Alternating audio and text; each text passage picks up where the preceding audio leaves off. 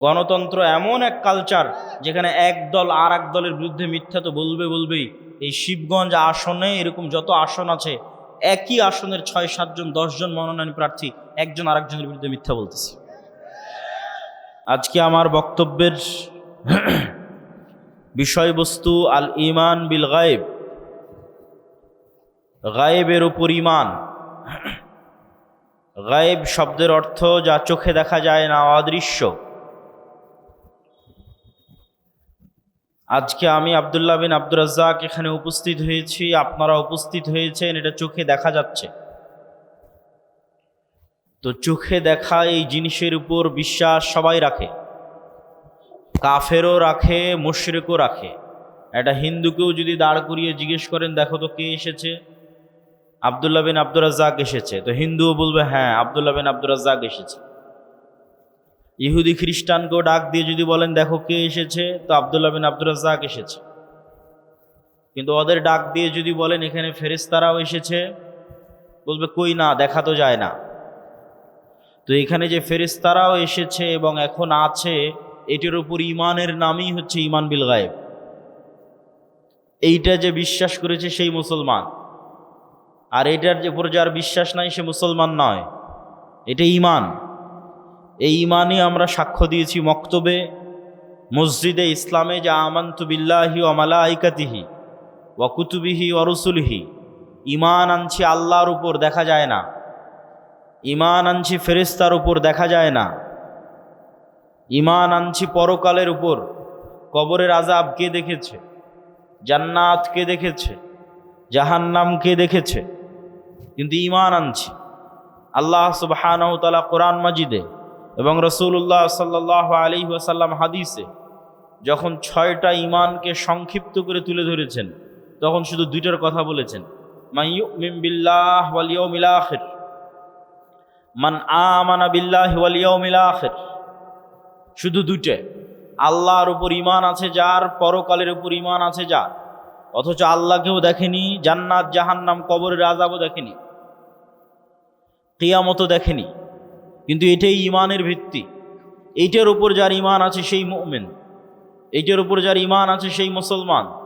দেখা জিনিস সবাই মানে, দেখা জিনিস কাফেরও মানে, দেখা জিনিস মুশরিকও মানে, দেখা জিনিস হিন্দুও মানে, দেখা জিনিস ইহুদিও মানে। অদেখা অজানা জিনিসের উপর ইমানের নামই হচ্ছে ইমান। আল্লাহ সুবহানাহু ওয়া তাআলা কোরআন মাজিদে বলেন, আলিফ লাম মিম যালিকাল কিতাবু লা রাইবা ফীহি হুদাল লিল মুত্তাকিন আল্লাযীনা ইউমিনুনা বিল গায়ব। এই কিতাব কোরআন সেই কিতাব যেই কিতাব মুত্তাকিদের জন্য হেদায়েত স্বরূপ। একদম আল্লাহ সুবহানাহু ওয়া তাআলা কোরআন মাজিদের শুরুতে বলে দিয়েছেন যে মুত্তাকিদের জন্য হেদায়েত স্বরূপ। তো মুত্তাকি কারা?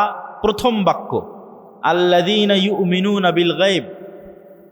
মুত্তাকি ওরাই যার গায়েবের উপর ঈমান আছে, এটাই প্রথম পরিচয়। মুমিন ওরাই, মুসলিম ওরাই, মুত্তাকি ওরাই যার গায়েবের উপর ঈমান আছে। আর এই আয়াত শেষ হয়েছে যেই বাক্যাংশ দিয়ে, সেটা হচ্ছে ওয়াবিল আখিরাতি হুম ইউকিনুন। এই আয়াতের ধারাবাহিকতা। পরের আয়াতে গিয়ে আল্লাহ সুবহানাহু ওয়া তাআলা শেষ করেছেন ওয়াবিল আখিরাতি হুম ইউকিনুন। আর আখিরাতের উপর যাদের ইয়াকিন আছে। আখিরাত কেউ দেখেনি, এটাও গায়েব, কিন্তু আখিরাতের উপর ইয়াকিন আছে। ইয়াকিনের লেভেলের বিশ্বাস এক ভিন্ন বিশ্বাস। পৃথিবীতে যত নবী এবং রাসূল এসেছেন, তাদের প্রায় সব নবী রাসূল কোনো না কোনোভাবে মালাকুত আস-সামাওয়াতি ওয়াল আরজ, আসমান এবং জমিনের গায়েবের কিছু না কিছু পর্দা আল্লাহ তাদের জন্য উন্মোচন করে দিয়েছিলেন, যেন তাদের ইয়াকিন অর্জিত হয়, গায়েবের উপর ইয়াকিন অর্জিত হয়। মালাকুত আস-সামাওয়াতি ওয়াল আরজ। যেমন ঈসা আলাইহিস সালাতু ওয়াস সালামকে আল্লাহ সুবহানাহু ওয়া তাআলা মুজিজাই দিয়েছেন এটা, যে ঈসা তুমি বিসমিল্লাহ বলে, বিইজনিল্লাহ বলে মানুষের গায়ে হাত দিলে মরা মানুষ জীবিত হয়ে যাবে। এটাই মুজিজা ঈসা আলাইহিস সালাম। অথচ মরা মানুষ জীবিত হওয়া গায়েব, অসম্ভব, এটা অদৃশ্য, এটা পরকালে ঘটবে, কিয়ামতে ঘটবে। কিন্তু গায়েবের এই জিনিসকে আল্লাহ মোজেজা বানিয়ে দিয়েছেন ঈসা আলাইহিস সালামের জন্য। তাহলে ঈসা আলাইহিস সালামের বিশ্বাস যে আল্লাহ মৃতকে জীবিত করতে পারেন বেশি, না আমার এবং আপনার বিশ্বাস বেশি? ঈসা আলাইহিস সালামেরটা বেশি। ওনার ইয়াকিন অর্জিত হয়েছে, উনি নিজে প্র্যাকটিক্যালি দেখেছেন কিভাবে মরা মানুষ জীবিত হয়। উনি যদি এক খাবল কাদামাটি হাতে নিয়ে বিসমিল্লাহ বিইজনিল্লাহ বলে ফু দিতেন, তাহলে সেই কাদামাটি থেকে পাখি হয়ে আকাশে উড়ে যেত। আল্লাহ নিজে কোরআনে বলছেন। তাহলে পৃথিবীর নবী রাসূলদেরকে আল্লাহ সুবহানাহু ওয়া তাআলা গায়েবের কিছু পর্দা উন্মোচন করে দিয়েছে। যেমন ইব্রাহিম আলাইহিস সালাতু ওয়াস সালাম বলছেন, কাইফা তুহয়িল মাউতা,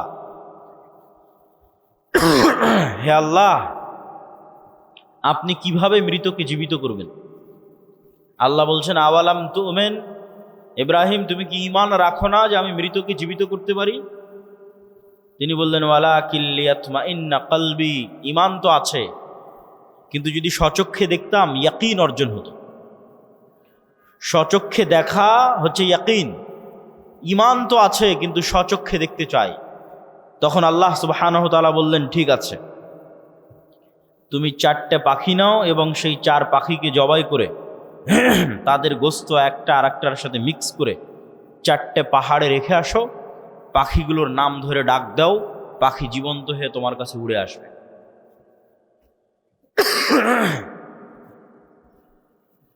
মুসা আলাইহিস সালাতু ওয়াস সালামের জন্য আল্লাহ তার ঈমান বিল গায়বে ইয়াকিন তৈরি করেছেন। ঈমান বিল গায়বে ইয়াকিনের উপকারিতাটা কি? এই যে ইয়াকিনের কথা বলছি, ওয়াবিল আখিরাতি হুম ইউকিনুন, আল্লাহ সুবহানাহু ওয়া তাআলা সূরা তাকাসুরের মধ্যে বলছেন ইয়াকিনের মাত্রাটা কোন লেভেলে হতে হবে। সূরা তাকাসুরে কিভাবে বারবার ইয়াকিনের দিকে নিয়ে যাওয়ার কথা বলা হয়েছে, এটা যদি দেখতাম। আলহাকুমুত তাকাসুর, দুনিয়ার পরস্পরের প্রতিযোগিতা তোমাদের ভুলিয়ে রেখেছে। ছোট বাচ্চাকে যেমন মোবাইল দিয়ে ভুলিয়ে রেখেছেন তার কান্না, অথবা আর কোনো কিছু দিয়ে যখন আপনি মানুষকে কোনো কিছু ভুলিয়ে রাখেন, তো এই দুনিয়াতে মৃত্যুকে ভুলে রাখার এমন কোনো সরঞ্জাম নাই যা এই পৃথিবীতে নাই। আজকের মোবাইল, আজকের বিনোদন, টাকা পয়সা, কাজ কারবার, ধন দৌলত, প্রতি মুহূর্তে মৃত্যুকে ভুলে থাকার সরঞ্জাম পৃথিবীতে আছে। তো বলছে আলহাকুমুত তাকাসুর, তোমাদের ভুলিয়ে রেখেছে দুনিয়ার প্রতিযোগিতা মৃত্যুকে। হাত্তা জুরতুমুল মাকাবির, এটা ততদিন চলবে যতদিন না তোমরা নিজেরা না মরে গেছো, নিজেরা না কবরে চলে গেছো। কাল্লা সাউফা তা'লামুন, কখনো নহে তোমরা অবশ্যই জানতে পারবে। সুম্মা কাল্লা সাউফা তা'লামুন, আবারও বলছি তোমরা অবশ্যই জানতে পারবে। কাল্লা লাউ তা'লামুনা ইলমাল ইয়াকিন, শুধু কি জানতে পারবে, ইয়াকিনের লেভেলে জানতে পারবে, ইয়াকিনের লেভেলে জানতে পারবে। কিভাবে ইয়াকিনের লেভেলে জানতে পারবে? লা তারাউন্নাল জাহিম, অবশ্যই তোমরা নিজে চোখে জাহান্নামকে দেখবে, অবশ্যই তোমরা নিজে চোখে জাহান্নামকে দেখবে। সুম্মা লা তারাউন্নাহা আইনাল ইয়াকিন, আবারও বলছি অবশ্যই তোমরা তোমাদের চোখে ইয়াকিনের লেভেলে তোমাদের চোখ দিয়ে তোমরা দেখবে জাহান্নামকে, ইয়াকিন অর্জিত হবে তোমাদের।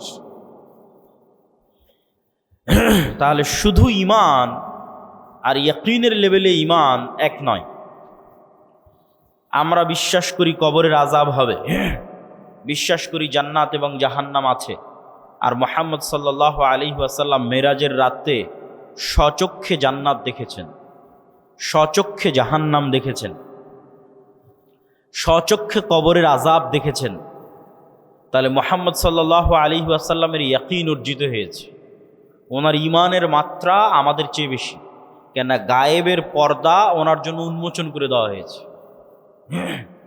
উনি গায়েবের পর্দা চিরে 7 আসমান পর্যন্ত পৌঁছে গেছেন, ফলে ওনার ইয়াকিন অর্জিত হয়েছে। এই গায়েবের উপর ইয়াকিন কেন দরকার? এটাই মুসলমানদের মুক্তির একমাত্র রাস্তা, ঈমান বিল গায়ব। এবং মুসলমানদের অধপতনের একমাত্র কারণ ঈমান বিল গায়ব না থাকা। আজকের মুসলমানেরা আজকের আমেরিকা এবং আজকের ইসরায়েলের তুলনায় যত দুর্বল, আজকের গাজার মানুষ, আজকের রোহিঙ্গারা যত দুর্বল, আজ থেকে 3000, 4000, 5000 বছর পূর্বে মুসা আলাইহিস সালাতু ওয়াস সালাম আজকের মুসলমানদের চাইতে কয়েকশো, কয়েক হাজার গুণ বেশি দুর্বল ছিলেন। এটা যদি আমি আপনাকে উদাহরণ দিয়ে না বুঝাই, আপনি বুঝতে পারবেন না যে কেমনে মুসা আলাইহিস সালামের মতো নবী, যাকে আমরা এত বড় নবী মনে করি, সেই নবীকে বলা হচ্ছে তিনি আজকের মুসলমানদের চাইতে বেশি দুর্বল ছিলেন। জি, আপনার বগুড়ার শিবগঞ্জের আটমলের একজন কৃষককে, একজন রাখালকে যদি আজকে দায়িত্ব দেওয়া হয়, যাও তোমাকে দায়িত্ব দিলাম ডোনাল্ড ট্রাম্পের কাছে, আজকে বগুড়ার শিবগঞ্জের আটমলের একজন রাখালকে দায়িত্ব দেওয়া হলো যে তুমি এখান থেকে ডোনাল্ড ট্রাম্পের কাছে গিয়ে দাওয়াতি কাজ করবা, রাশিয়ার ভ্লাদিমির পুতিনের কাছে গিয়ে দাওয়াতি কাজ করবা। তো এই আটমলের এই কৃষক ডোনাল্ড ট্রাম্পের চেয়ে যত দুর্বল, আজ থেকে 4000 বছর আগে মুসা আলাইহিস সালাম ফেরাউনের তুলনায় তার চেয়ে বেশি দুর্বল ছিলেন। আপনার আটমলের একজন সাধারণ রাখাল আজকের আমেরিকার প্রেসিডেন্ট ডোনাল্ড ট্রাম্পের তুলনায় যত দুর্বল, আজ থেকে 4000 বছর পূর্বে মুসা আলাইহিস সালাম ফেরাউনের তুলনায় তার চেয়ে বেশি দুর্বল ছিলেন। বাস্তবে আপনাকে বুঝিয়ে দিচ্ছি। আজকে শিবগঞ্জের আটমলের এই কৃষকের নিজের জমি জায়গা আছে, তার বাপ মায়ের পরিচয় আছে, আত্মীয় স্বজনের পরিচয় আছে, যত গরিব হোক।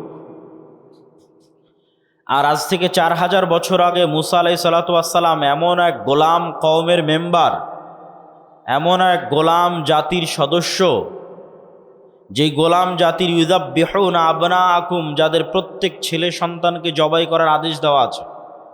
বাপ মা বেঁচে থাকতেও পরিচয় দিতে পারছে না যে এটা আমার সন্তান। বাপ মা বেঁচে থাকতেও বলতে পারছে না যে মুসা আমার সন্তান। তাহলে মুসার বাপ মা নাই। মুসার নিজস্ব কোনো পরিচয়, যে পরিচয় দিবে যে আমি বানু ইসরাইলের সদস্য, এটার সাহস, এটার বৈধতা ফেরাউনের যুগে মুসা আলাইহিস সালাতু ওয়াস সালামের ছিল না। 2, আজকের এই আটমলের এই কৃষক ফাঁসির দণ্ডে দণ্ডিত আসামি নয়।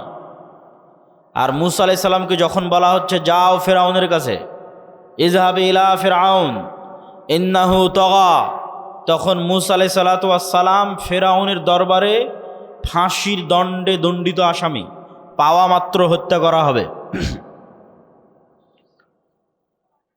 আজকের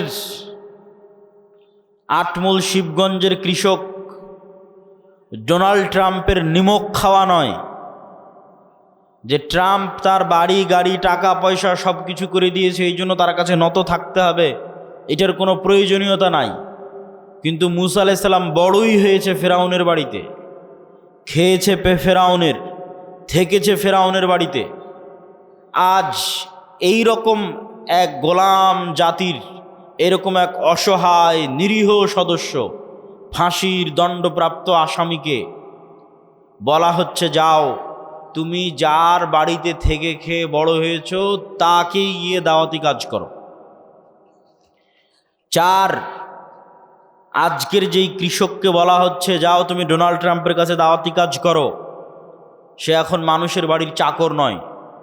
আর যখন মুসা আলাইহিস সালাতু ওয়াস সালামকে বলা হচ্ছে যাও ফেরাউনকে দাওয়াত দিতে হবে, তখন মুসা আলাইহিস সালাম প্রায় 10 বছর থেকে মানুষের বাড়ির কাজের লোক, প্রায় 10 বছর মানুষের বাড়ির কাজের লোক। তাহলে প্রায় 10 বছর থেকে মানুষের বাড়ির কাজের লোক, ফাঁসির দণ্ডপ্রাপ্ত আসামি, এমন এক গোলাম জাতির সদস্য যেখানে পরিচয় দেওয়া, বাপ মায়ের পক্ষে পরিচয় দেওয়া সম্ভব নয়, এটা আমার সন্তান, এই পরিচয় দিতে পারবে না, অসম্ভব, পরিচয় দিলে দুনিয়া থেকে বিদায় নিয়ে যেতে হবে। এই রকম নিরীহ অসহায় অবস্থায় মুসা আলাইহিস সালাতু ওয়াস সালামকে বলা হয়েছে ফেরাউনের কাছে যেতে। আর ফেরাউন আজকের যুগে যে যত শক্তিশালী তার চেয়ে কয়েক শতগুণ বেশি শক্তিশালী। আমি যদি বুঝাতে না পারি সেটা আমার ব্যর্থতা, যে মুসা আলাইহিস সালাম আমার এবং আপনার চেয়ে বেশি দুর্বল ছিলেন। আজকের আমেরিকা এবং ইসরায়েলের তুলনায় যত দুর্বল, মুসা আলাইহিস সালাম তার চেয়ে শতগুণ, হাজার গুণ বেশি দুর্বল ছিলেন। এই জন্য মুসা আলাইহিস সালাম সাহস করেননি। মুসা আলাইহিস সালামের ঈমান বিল গায়েবে ইয়াকিন অর্জন হওয়ার পরও মুসা আলাইহিস সালাম ভয় পাচ্ছিলেন। তো তারপরও মুসা আলাইহিস সালাম যেতে পেরেছেন, দাওয়াত দিতে পেরেছেন, বিজয় অর্জন করেছেন, তার একটাই কারণ ঈমান বিল গায়েবে ইয়াকিন, যেটাতে আল্লাহ কোরআন শুরু করেছে ওয়ায়ুমিনুনা বিল গায়েব, গায়েবের উপর ইয়াকিন, ওয়াবিল আখিরাতি হুম ইউকিনুন, আখিরাতের উপর ইয়াকিন। তো মুসা আলাইহিস সালামের ঈমান বিল গায়েবে ইয়াকিন তৈরি করার জন্য আল্লাহ মুসা আলাইহিস সালামকে বলছেন, মুসা তোমার হাতে কি? তো বলে লাঠি। আল্লাহ যদি বলতেন, মুসা যে জান্নাত থেকে একটা স্পেশাল লাঠি নিয়ে এসেছি, ম্যাজিক্যাল লাঠি, এই লাঠি তুমি ছাড়লে সাপ হয়ে যাবে, তাহলে মুসা আলাইহিস সালামের ঈমান বিল গায়েবে ইয়াকিন অর্জিত হতো না। ওই রকম জাদুকরেরা, ওইরকম কবিরাজেরা, সাপুড়েরা, তাদের কাছে স্পেশাল নিজের প্র্যাকটিস দেওয়া, প্রশিক্ষণ দেওয়া সাপ, পাথর, লাঠি সব থাকে, ওইটা দিয়ে সবই করা যায়। তো আসমান থেকে একটা স্পেশাল লাঠি দিলাম, জান্নাত থেকে একটা স্পেশাল লাঠি দিলাম, দিয়ে বললাম এটা এখন সাপ হয়ে যাবে, এটা ঈমান বিল গায়েবে ইয়াকিন অর্জিত হবে না। তো যেই লাঠি মুসা আলাইহিস সালাম 10 বছর থেকে ব্যবহার করছে, 15 বছর থেকে ব্যবহার করছে, যেটা কোনো স্পেশাল লাঠি নয়, এমনি একটা, এই বাঁশ যেমন কোনো স্পেশাল নয়, একটা গাছ থেকে কেটে নিয়ে আসা হয়েছে, এইরকম। তো মুসা কি, তো লাঠি, কি করো, গাছের পাতা পাড়ি, গর্ত সামনে আসলে লাফ দিয়ে পার হয়ে যায়। তো মুসা যে লাঠি তুমি আজ 5-10 বছর 20 বছর থেকে ব্যবহার করছো, ওই লাঠিটা ছাড়ো, ওই লাঠিটা এখন সাপ হয়ে যাবে, ওই লাঠিটা সাপ হয়ে যাবে। আমার পক্ষ থেকে দেওয়া কোনো স্পেশাল লাঠি নয়, তোমার হাতে যেটা তুমি ব্যবহার করছো দীর্ঘদিন থেকে, ওটা সাপ হবে, যাতে তোমার ঈমান বিল গায়েবে ইয়াকিন অর্জিত হয় যে চোখে যা দেখা যায় তাই সব কিছু নয়, এর বাইরেও এমন একজন সত্তা আছে, ওহুয়া আলা কুল্লি শাইইন কাদির, যিনি সকল কিছুর উপর ক্ষমতাবান। তো মুসা আলাইহিস সালামের এই অন্তরে ঈমান বিল গায়েবে ইয়াকিন অর্জিত হলে তবে মুসা আলাইহিস সালাম কল্পনা করতে পারবে, বিশ্বাস করতে পারবে, ঈমান রাখতে পারবে যে ফেরাউন যত শক্তিশালী হোক, তার সাম্রাজ্য ধূলিকণার মতো, তার সাম্রাজ্য পিঁপড়ার চেয়েও দুর্বল, ধূলিকণা বালিকণার চেয়েও দুর্বল।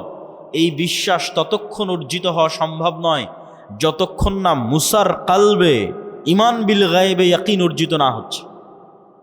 তো ঈমান বিল গায়েবে ইয়াকিন অর্জিত হওয়ার পরেও মুসা আলাইহিস সালাম ভয় পাচ্ছেন, বলছে আল্লাহ একাই যেতে ভয় লাগছে, সাথে আমার ভাইকে দেন, আমার মুখের জড়তা আছে, এই জড়তা দূর করে দেন। রব্বি ইশরাহ লি সদরি ওয়া ইয়াসসির লি আমরি ওয়াহলুল উকদাতাম মিন লিসানি ইয়াফকাহু কওলি।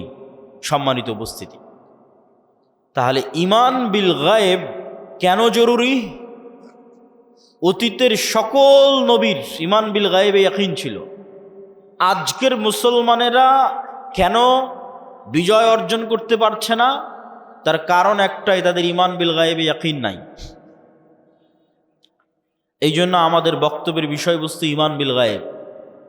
ঈমানই নতুন করে নবায়ন করতে হবে, ঈমানই নতুন করে নিয়ে আসতে হবে। এবং ঈমান বিল গায়েবে আজকের পয়েন্ট আল ঈমান বিল মালাইকা, ফেরেশতাদের উপর ঈমান, যেটা দিয়ে আমি আপনাদেরকে বক্তব্য শুরু করেছি, যে রাস্তাঘাটে যারা আছেন, বাজারে যারা আছেন, তারা এসে ফেরেশতাদের সাথে বসেন। কেননা এই মজলিসে কারা আছে বলেন তো? একটু জোরে বলেন, এই মজলিসে কারা আছে? আরো জোরে বলেন, কারা আছে? ফেরেশতারা আছে। তো ঈমান বিল মালাইকা, ফেরেশতাদের উপর ঈমান, এই ঈমানে ইয়াকিন দরকার। আজকের বক্তব্যে আমাদের চেষ্টা থাকবে যে আজকের বক্তব্য শুনে শেষে বের হতে হতে যেন আপনার ফেরেশতাদের উপর আপনার ঈমান যেন ইয়াকিনের পর্যায়ে পৌঁছে যায়। এখন তো কোন অবস্থায় আছে? এখন শুধু মুখে বলা অবস্থায় আছে, যে বিশ্বাস করেছি আল্লাহ আছে, বিশ্বাস করি ফেরেশতা আছে, এই বলা পর্যন্তই শেষ। বাস্তবেই ফেরেশতা আছে, এই লেভেলের ইয়াকিন নাই। তো আজকের বক্তব্যে আমাদের বিষয়বস্তু, আমরা ফেরেশতাদের উপর বিশ্বাসকে ইয়াকিনের লেভেলে নিয়ে যাব। ফেরেশতারা তৈরি নূরের, আর নূর পৃথিবীতে অস্তিত্বশীল বিরাজমান এক প্রকারের আলো, যা চোখে দেখা যায় না। তবে এই লাইটের আলো নয়, সূর্যের আলো নয়। তবে এই লাইটের আলো যেমন বিরাজমান, জ্বলতেই যেমন পুরো এলাকা আলোকিত হয়ে গেছে, ধরা যাচ্ছে না কিন্তু অস্তিত্ব বোঝা যাচ্ছে। সূর্য যখন ওঠে তখন যেমন পুরো পৃথিবী আলোকিত হয়ে যায়, নূরও এভাবে সমগ্র পৃথিবী, সমগ্র আসমানে বিরাজমান, তবে চোখে দেখা যায় না। তবে নূর এই আলো নয়, এই লাইটের আলো নয়, এই পৃথিবীর সূর্যের আলো নয়। এটা এক ভিন্ন ধরনের আলো। কি আলো? নূর কি আলো? রাসূলুল্লাহ সাল্লাল্লাহু আলাইহি ওয়াসাল্লাম বলেন, হিজাবুহুন নূর, আল্লাহ সুবহানাহু তাআলার চেহারার পর্দা নূর। আল্লাহর চেহারা এবং আসমান জমিন, মানুষ, জিন, ফেরেশতা, এই যে আল্লাহর সৃষ্টিজীব, এই সৃষ্টিজীব আর আল্লাহর সত্তা, এই দুটোর মধ্যে আড় তৈরি করে রাখা আছে নূর দিয়ে। আল্লাহর চেহারা ঢাকা আছে নূর দিয়ে।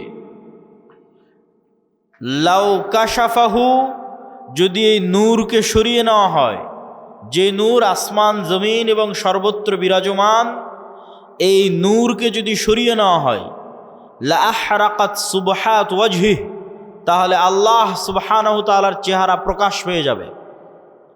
আর আল্লাহ সুবহানাহু তাআলার চেহারা যদি প্রকাশ পেয়ে যায়, তাহলে আল্লাহর চেহারার তাজাল্লিতে আসমান জমিন জ্বলে পুড়ে ছারখার হয়ে যাবে। তো এই জন্য আল্লাহর চেহারা ঢাকা আছে নূর দিয়ে।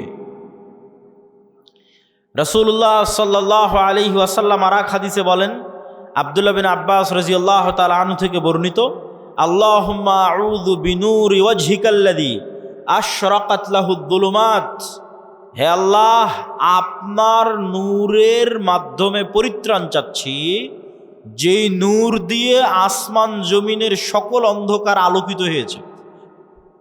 ওয়াসালুহা আলাইহি আমরুদ দুনিয়া ওয়াল আখিরাহ, যেই নূরের উপর আসমান জমিনের সকল কাজ নির্ভরশীল। যেই নূর দিয়ে আসমান জমিনের সকল অন্ধকার আলোকিত হয়েছে, যেই নূরের উপর আসমান জমিনের সকল কাজ নির্ভরশীল, সেই নূর দিয়ে আপনার কাছে পরিত্রাণ চাচ্ছি। আব্দুল্লাহ বিন মাসউদ রাদিয়াল্লাহু তাআলা আনহু বলেন, লাইসা ইনদা রাব্বিকুম লাইলুন ওয়া নাহার নূরুস সামাওয়াতি ওয়াল আরজি মিন নূরি ওয়াজহি, তোমাদের রাত দিন আছে, আল্লাহর কাছে কোনো রাত দিন নাই। তোমাদের সময় আছে, আল্লাহর কাছে কোনো সময় নাই। আল্লাহ সুবহানাহু ওয়া তাআলা সময়েরও ঊর্ধ্বে, রাত দিনেরও ঊর্ধ্বে। নূরুস সামাওয়াতি মিন নূরি ওয়াজহি, আসমান জমিনের আলো আল্লাহ সুবহানাহু তাআলার চেহারার নূরের প্রভাবে প্রভাবিত। আল্লাহ সুবহানাহু ওয়া তাআলা নিজেও কোরআন মাজিদে বলেছেন, আল্লাহু নূরুস সামাওয়াতি ওয়াল আরজ, আল্লাহ হচ্ছেন আসমান এবং জমিনের নূর। সম্মানিত উপস্থিতি, তাহলে নূর পৃথিবীতে অস্তিত্বশীল বিরাজমান এক প্রকারের আলো। এই নূরের সাথে সংশ্লিষ্ট আরও কয়েকটি কথা। ফেরেশতারা যেমন নূর থেকে তৈরি, এই কোরআন তেমন নূর, আর ইসলাম তেমন নূর। ওয়াহি নূর, তো ইসলাম ওয়াহি, আর ওয়াহির একটা প্রকার হচ্ছে কোরআন, ওয়াহি মাতলু। তাহলে কোরআন নূর। আল্লাহ সুবহানাহু ওয়া তাআলা কোরআন মাজিদে বলেন, মা কুনতা তাদরি মাল কিতাব ওয়ালাল ঈমান ওয়ালাকিন জাআলনাহু নূরান নাহদি বিহি মান নাশা। হে আল্লাহর নবী, আপনি জানতেন না ঈমান কাকে বলে, কিতাব কাকে বলে, তবে আমি আল্লাহ এটাকে নূর বানিয়ে দিয়েছি। এই নূর দিয়ে আমি যাকে ইচ্ছা তাকে পথ দেখাই। আর ইসলাম নূর, ইউরিদুনা লিউতফিউ নূরাল্লাহ ওয়াল্লাহু মুতিম্মু নূরিহি ওয়ালাউ কারিহাল কাফিরুন। পৃথিবীর কাফের মুশরিকরা ফু দিয়ে আমার নূরকে নিভিয়ে দিতে চায়, আর আমি আল্লাহ আমার নূরকে সমগ্র পৃথিবীতে প্রতিষ্ঠিত করবই করব। কাফের মুশরিকরা অপছন্দ করলেও সেই নূর হচ্ছে ইসলাম। আল্লাহু মুতিম্মু নূরিহি, আল্লাহ তার নূরকে পূর্ণতা দান করবেন তথা জমিনে প্রতিষ্ঠিত করে ছাড়বেন তার নূরকে। তাহলে কি কি গেল? ফেরেশতা নূরের তৈরি, কোরআন নূর, নূর। এবার 4 নাম্বার, আমার এবং আপনার সৎ আমল নূর তৈরি করে। আমার এবং আপনার সৎ আমল নূর তৈরি করে। আল্লাহ সুবহানাহু ওয়া তাআলা কোরআন মাজিদে বলছেন, ইয়াউমা তারাল মুমিনিনা ওয়াল মুমিনাত নূরুহুম ইয়াসআ বাইনা আইদিহিম ওয়া বিআইমানিহিম। কঠিন কিয়ামতের মাঠে মুমিনেরা এবং মুমিনারা দুনিয়াতে যত নূর জমা করেছিল আমলের মাধ্যমে, প্রত্যেকটা সৎ আমল নূর। 2টা শর্ত পেলেই আমল সৎ। আল্লাহ কোরআনে বলেনি যে বেশি আমল করতে হবে, যে ওই জান্নাতে যাবে যে বেশি আমল করেছে। আল্লাহ বারবার বলেছে আমানু ওয়া আমিলুস সালিহাত। ঈমান বিল গায়েবে, গায়েবে ঈমান আছে, গায়েবের উপর ইয়াকিন আছে, আর আমিলুস সালিহাত সৎ আমল করেছে। সৎ আমল নূর তৈরি করে। তো সৎ আমল 2 শর্তে নূর তৈরি করে, তখন এটা সৎ আমল হয়। 1, যদি হৃদয়ে ইখলাস থাকে, তাহলে ইখলাস পাওয়া মাত্রই নূর তৈরি হওয়া শুরু হয়ে যায়। 2, আমল যদি গায়েবের সাথে মিলে যায়। প্রত্যেকটা আমলের ফরম্যাট গায়েবে নির্ধারিত, যেই ফরম্যাট ওহির মাধ্যমে আল্লাহ রাসূলের কাছে পাঠিয়েছে। গায়েবে নির্ধারিত ফরম্যাটের সাথে না মিললে আমল কবুল হবে না, আমলে নূর তৈরি হবে না। তো গায়েবে নির্ধারিত ফরম্যাটের সাথে মিলাতে চাইলে কাকে দেখতে হবে? মুহাম্মদ সাল্লাল্লাহু আলাইহি ওয়াসাল্লামকে। কেন গায়েবের ওই ওয়াহি, ওই জ্ঞান মুহাম্মদ সাল্লাল্লাহু আলাইহি ওয়াসাল্লামকে দেওয়া হয়েছে। তাহলে মুহাম্মদ সাল্লাল্লাহু আলাইহি ওয়াসাল্লামের আমলের সাথে যখন আমল হুবহু মিলে যাবে, মানে ওটা গায়েবের ফরম্যাটের সাথে হুবহু মিলে গেছে। আর অন্তরে যখন ইখলাস তৈরি হবে, তখন এই আল্লাহর নবীর সাথে কাজের সাথে মিলে যাওয়া তথা গায়েবের ফরম্যাটের সাথে মিলে যাওয়া আর অন্তরে ইখলাস তৈরি হওয়া, এই 2টা যখন তৈরি হয়ে যাবে তখন আমলে নূর তৈরি হয়ে গেল। এবার যখন আমলে নূর তৈরি হয়ে গেল, এই রকম যত আমল মানুষ দুনিয়াতে করবে, আমলে সালেহ, যে আমল নূর তৈরি করে, এরকম যত আমল মানুষ দুনিয়াতে করবে তত নূর সে ধারণ করবে নিজের কালবে। মানুষ তার কালবে নূর ধারণ করতে পারে, এটা আরেকটু পরে আরো বিস্তারিত বলতেছে। তো যখন মানুষ তার কালবে নূর ধারণ করবে আমলের মাধ্যমে, এই যে নূর গায়েব, এই গায়েবের পর্দাটা যেদিন উন্মোচন হয়ে যাবে, সেই দিন থেকে মানুষ এই নূর দেখা শুরু করবে।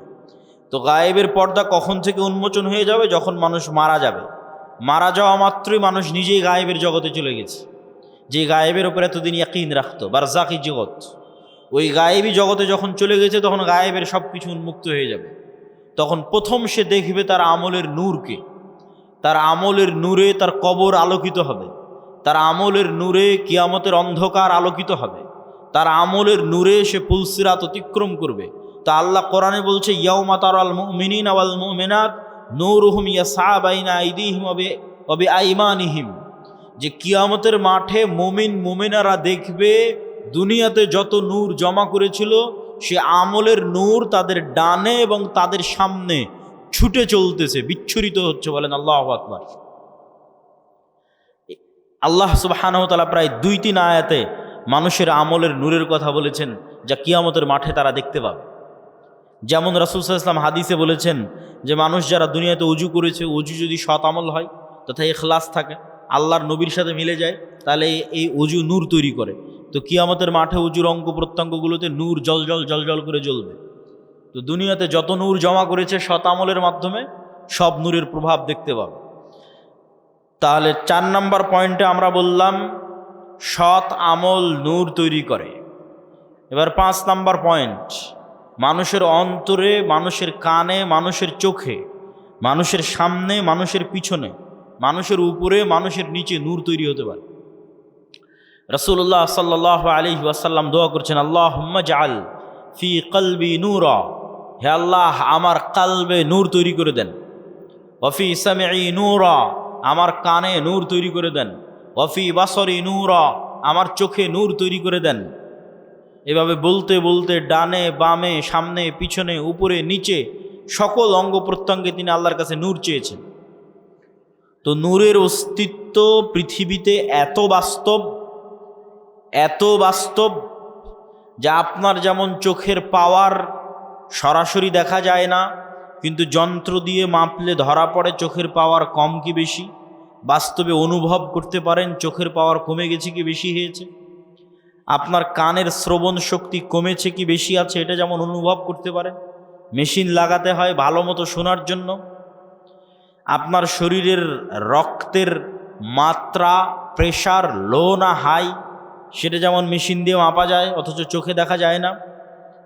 আপনার রক্তের মধ্যে সুগার কতটুকু আছে সেটা যেমন মেশিন দিয়ে মাপা যায়, ধরতেই মেশিনে উঠে আসতেছে অথচ চোখে দেখা যায় না। আপনার শরীরের তাপমাত্রা যেমন থার্মোমিটার দিয়ে মাপা যায় অথচ চোখে দেখা যায় না, থার্মোমিটার ধরলে উঠে আসতেছে তাপমাত্রা এত। আপনার হার্ট বিটের পালস যেমন মেশিন ধরতে পারতেছে কত, অথচ চোখে দেখা যায় না। এই প্রত্যেকটা জিনিস যতটা সত্য, এই প্রত্যেকটা জিনিসে নূর তৈরি হয় এটা তার চেয়ে বেশি সত্য।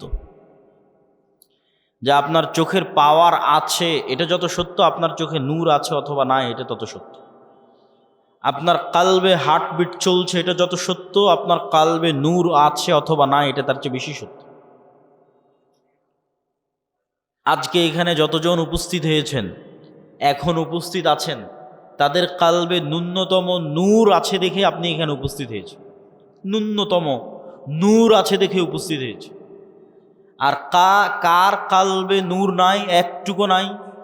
একটা আলামত বলি, যার কালবে চুল পরিমাণও নূর নাই, যাদের ক্ষেত্রে আল্লাহ কোরআনে বলেছেন খাতামাল্লাহু আলা কুলুবিহিম, আল্লাহ তাদের অন্তরে মোহর মেরে দিয়েছেন, মৃত হৃদয়।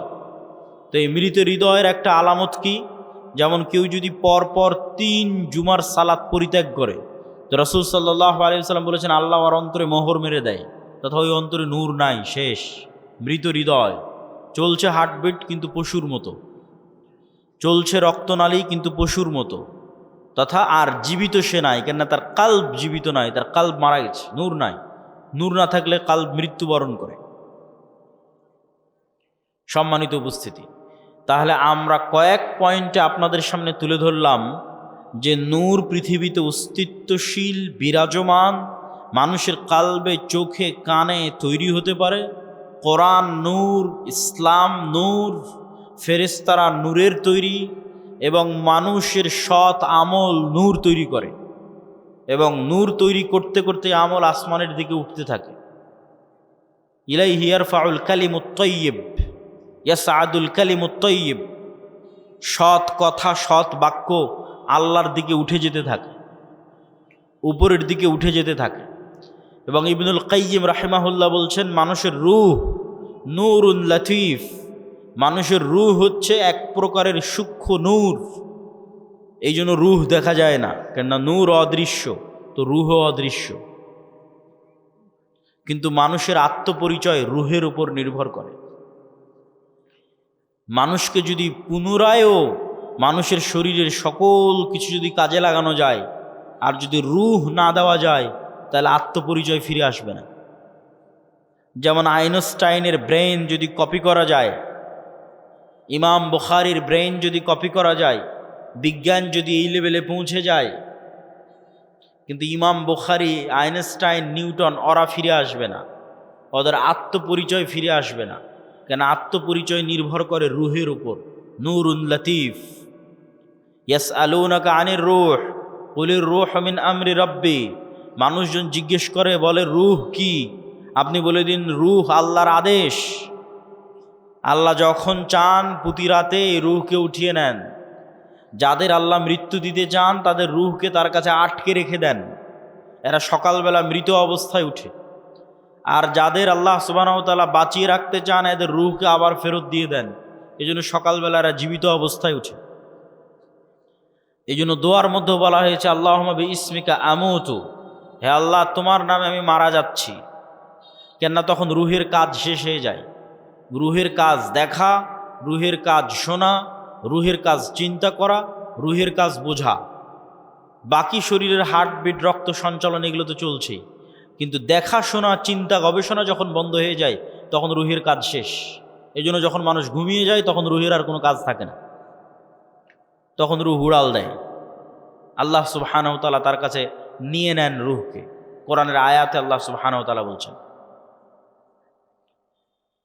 এবং সকালবেলা যখন ঘুম থেকে উঠে তখনও দোয়ার মধ্যে শিখিয়ে দেওয়া আছে যে প্রশংসা ওই আল্লাহর যিনি আমাদেরকে পুনরায় জীবিত করেছে মৃত্যু দেওয়ার পর। তাহলে মৃত্যু দিল কখন? ঘুমই মৃত্যু।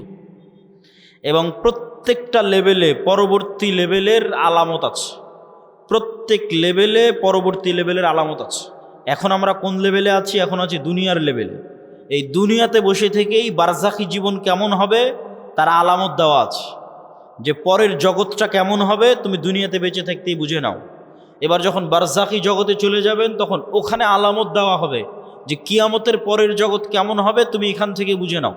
বারজাখী জগৎ থেকে হালকা হালকা বুঝতে পারবে, কেননা জান্নাতের সাথে দরজা খুলে দেওয়া হবে, কারো দরজা জাহান্নামের সাথে খুলে দেওয়া হবে। সরাসরি জান্নাতে দেওয়া হবে না, সরাসরি জাহান্নামে দেওয়া হবে না, কিন্তু ওখানে বসে থেকে বুঝতে পারবে হালকা হালকা যে জান্নাত কেমন হতে পারে। ওখান থেকে বসে থেকে বুঝতে পারবে হালকা হালকা যে জাহান্নাম কেমন হতে পারে। ঠিক এই দুনিয়াতে বসে থেকে এই পরের জগতের একটু আলামত, সেটাই হচ্ছে ঘুম।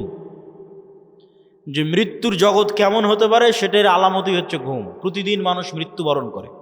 বারজাখী জগৎ কেমন হতে পারে সেটার আলামতই হচ্ছে ঘুম। এবং মানুষের যে এই ট্রান্সফার, এইটা অবাস্তব নয়, এটার অসংখ্য চিহ্ন আল্লাহর সৃষ্টিজীবের মধ্যে আছে। গায়েবের অসংখ্য আলামত আল্লাহ হয়তো মানুষের মধ্যে দিয়ে রাখেনি, কিন্তু আল্লাহর অন্য সৃষ্টিজীবের মধ্যে দিয়ে রেখেছে। যেমন আল্লাহর একটা সৃষ্টিজীব প্রজাপতি। প্রজাপতি কিভাবে তৈরি হয়? প্রজাপতি প্রথমে শুঁয়ো পোকা থাকে, পোকা হিসেবে সে বিভিন্ন গাছের পাতা খেয়ে বেড়ায়। ঠিক যেভাবে আচা পোকা থাকে ওইরকম পোকার মতো সে জীবনযাপন করে, উঠতে পারে না। তাহলে পোকা হিসেবে জীবনযাপন করে গাছের পাতা খেয়ে 1.5-2 মাস পার করে।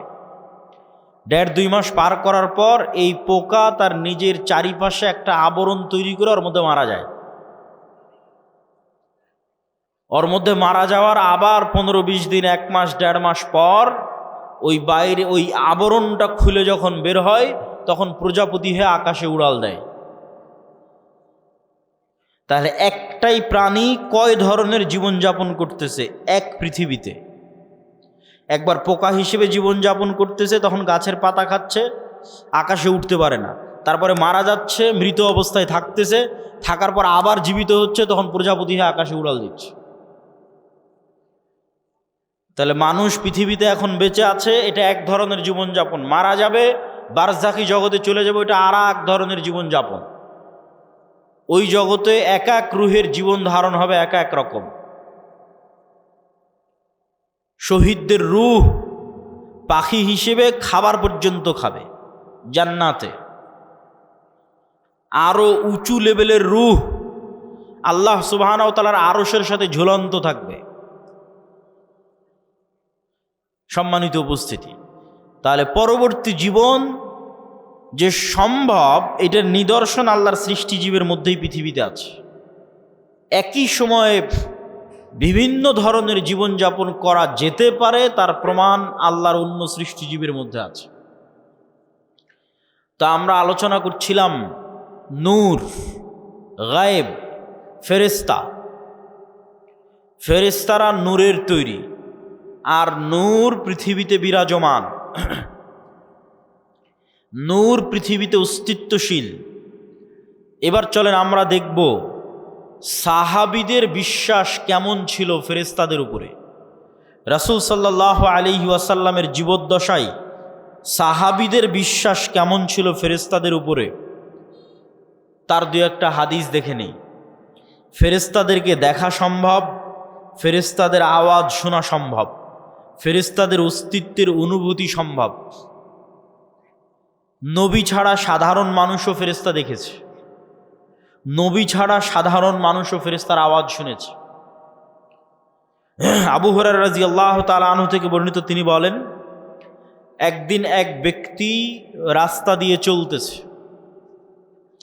তো আকাশ থেকে একটা আওয়াজ পেল, ইসকি হাদিকাতা ফুলান, উমুকের বাগানে পানি বর্ষণ করো। তো সেই ব্যক্তি দেখলো মেঘমালা ওই নির্দিষ্ট একটা বাগানে গিয়ে সেখানে বৃষ্টি বর্ষণ করলো। সেই বৃষ্টি বর্ষণের পানি নালা বেয়ে পড়ে যাচ্ছে। তো এই পানির আলামত ধরে ধরে যারা পিছনে দাঁড়িয়ে আছেন তারা এই পাশে, আমার হাতের বাম পাশে জায়গা খালি আছে, যারা ডান দিকে অথবা পিছনে দাঁড়িয়ে আছেন তারা হাতের বাম পাশে চলে এসে বসতে পারে। তো অদৃশ্য গায়েব থেকে আওয়াজ শুনে ওই ব্যক্তি ওই পানির লাইন ধরে ধরে জমিতে গেল। তো গিয়ে দেখে সেখানে একটা ব্যক্তি কাজ করতেছে, জমি চাষ করতেছে। বলে, ভাই তোমার নাম কি? তো বলে, আমার নাম এই। তো এই ব্যক্তি বলছে, বারে, যেই নাম আকাশে শুনলাম এ তো দেখি সেই নাম বলে। তখন এই ব্যক্তি বলছে, আমি আকাশে তোমার নাম শুনলাম যে অমুকের বাগানে পানি বর্ষণ করো। তো তুমি বলো তো তুমি এমন কি করো যে আকাশে তোমার নামে আদেশ হয় যেন তোমার বাগানে পানি বর্ষিত হয়? তো এই ব্যক্তি বলল যে আমার জমিন থেকে যা ফসল উঠে সেই ফসলের 3 ভাগ করি আমি। 3 ভাগের 1 ভাগ আল্লাহর রাস্তায় দান করে দিই, 3 ভাগের 1 ভাগ এই জমিতে আবার ব্যয় করি, আবার আবাদ করতে খরচ করি, আর 3 ভাগের 1 ভাগ দিয়ে আমার দৈনন্দিন জীবন সংসার সারা বছর পরিচালনা করি। তো এই ব্যক্তি কোনো নবী নয়, সে ফেরেশতার আওয়াজ শুনেছে, যে ফেরেশতা বলতেছে, ইসকি হাদিকাতা ফুলান, উমুকের বাগানে বৃষ্টি বর্ষণ করো। দেখেন, ফেরেশতার অস্তিত্ব পৃথিবীতে অতি বাস্তব। কত বাস্তব? আমার আত্মীয় স্বজন, ভাই বোন, সন্তান সন্ততির চেয়ে বেশি বাস্তব। কেন আমার আত্মীয় স্বজন, ভাই বোন, বাপ মা, সন্তান সন্ততির চেয়ে বেশি বাস্তব? এই জন্য যে আল্লাহ যখন প্রথম আমাদের সৃষ্টি করেছে, প্রথম যখন জান্নাতে আল্লাহ আমাদের সৃষ্টি করেছে আমাদের আদি পিতা আদম আলাইহিসসালাতু ওয়াসসালামকে, তখন আদম আলাইহিসসালাতু ওয়াসসালাম চোখ খুলে দেখেনি যে এটা আমার বাপ, এটা আমার মা, আর চোখ খুলে দেখেনি যে এটা আমার বউ, চোখ খুলে দেখেনি যে এটা আমার ছেলে। চোখ খুলে প্রথম পরিচিত হয়েছে বারে ফেরেশতা। ওয়াইজ ক্বালা রাব্বুকা লিল মালাইকাতি ইন্নী জাইলুন ফিল আরদি খলিফা ক্বালু আতাজআলু ফিহা মান ইউফসিদু ফিহা ওয়া ইয়াসফিকুদ দিমা। আল্লাহ নিজে পবিত্র কোরআনে ব্যাপকভাবে বর্ণনা করেছেন এই ঘটনা। আল্লাহ সুবহানাহু ওয়া তাআলা ডাক দিয়ে ফেরেশতাদের বলছেন যে আমি পৃথিবীতে মানুষ তৈরি করতে চাই। তখন ফেরেশতারা বলছে, আপনি পৃথিবীতে এমন কাউকে তৈরি করবেন যারা ফিতনা ফাসাদ করবে? নাহনু নুসাব্বিহু বিহামদিক ওয়া নুকদ্দিসু লাক। আপনার কত তাসবিহ লাগবে? আমরা তো সারাদিন তাসবিহ পাঠ করছি, আপনার পবিত্রতা বর্ণনা তো আমরা করছি। তখন আল্লাহ বললেন, ইন্নী আ'লামু মা লা তা'লামুন। ফেরেশতারা, তোমরা অতটুকুই জানো যতটুকু আমি তোমাদের জানিয়েছি। পুরো গায়েব তোমরা তো জানো না, সম্পূর্ণ গায়েব তোমাদের জানা নাই, যতটুকু আমি জানিয়েছি ততটুকুই জানো। ওয়া আল্লামা আদামাল আসমাআ কুল্লাহা সুম্মা আরাদাহুম আলাল মালাইকা। আদমকে কিয়ামত পর্যন্ত যা সৃষ্টি হবে সব আল্লাহ শিখিয়ে দিয়েছেন।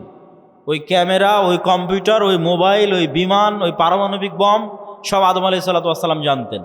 আদম আলাইহিসসালাতু ওয়াসসালামের ব্রেনে ছিল বলেই সেটা ট্রান্সফার হতে হতে হতে হতে হতে হতে মানুষের ব্রেনে এখনও আছে। এই জন্য ওটা মানুষ বের করে নিয়ে আসতে পারতেছে। যদি বাপের ব্রেনে না থাকে জীবনে সম্ভব নয় ওটা নিয়ে আসা।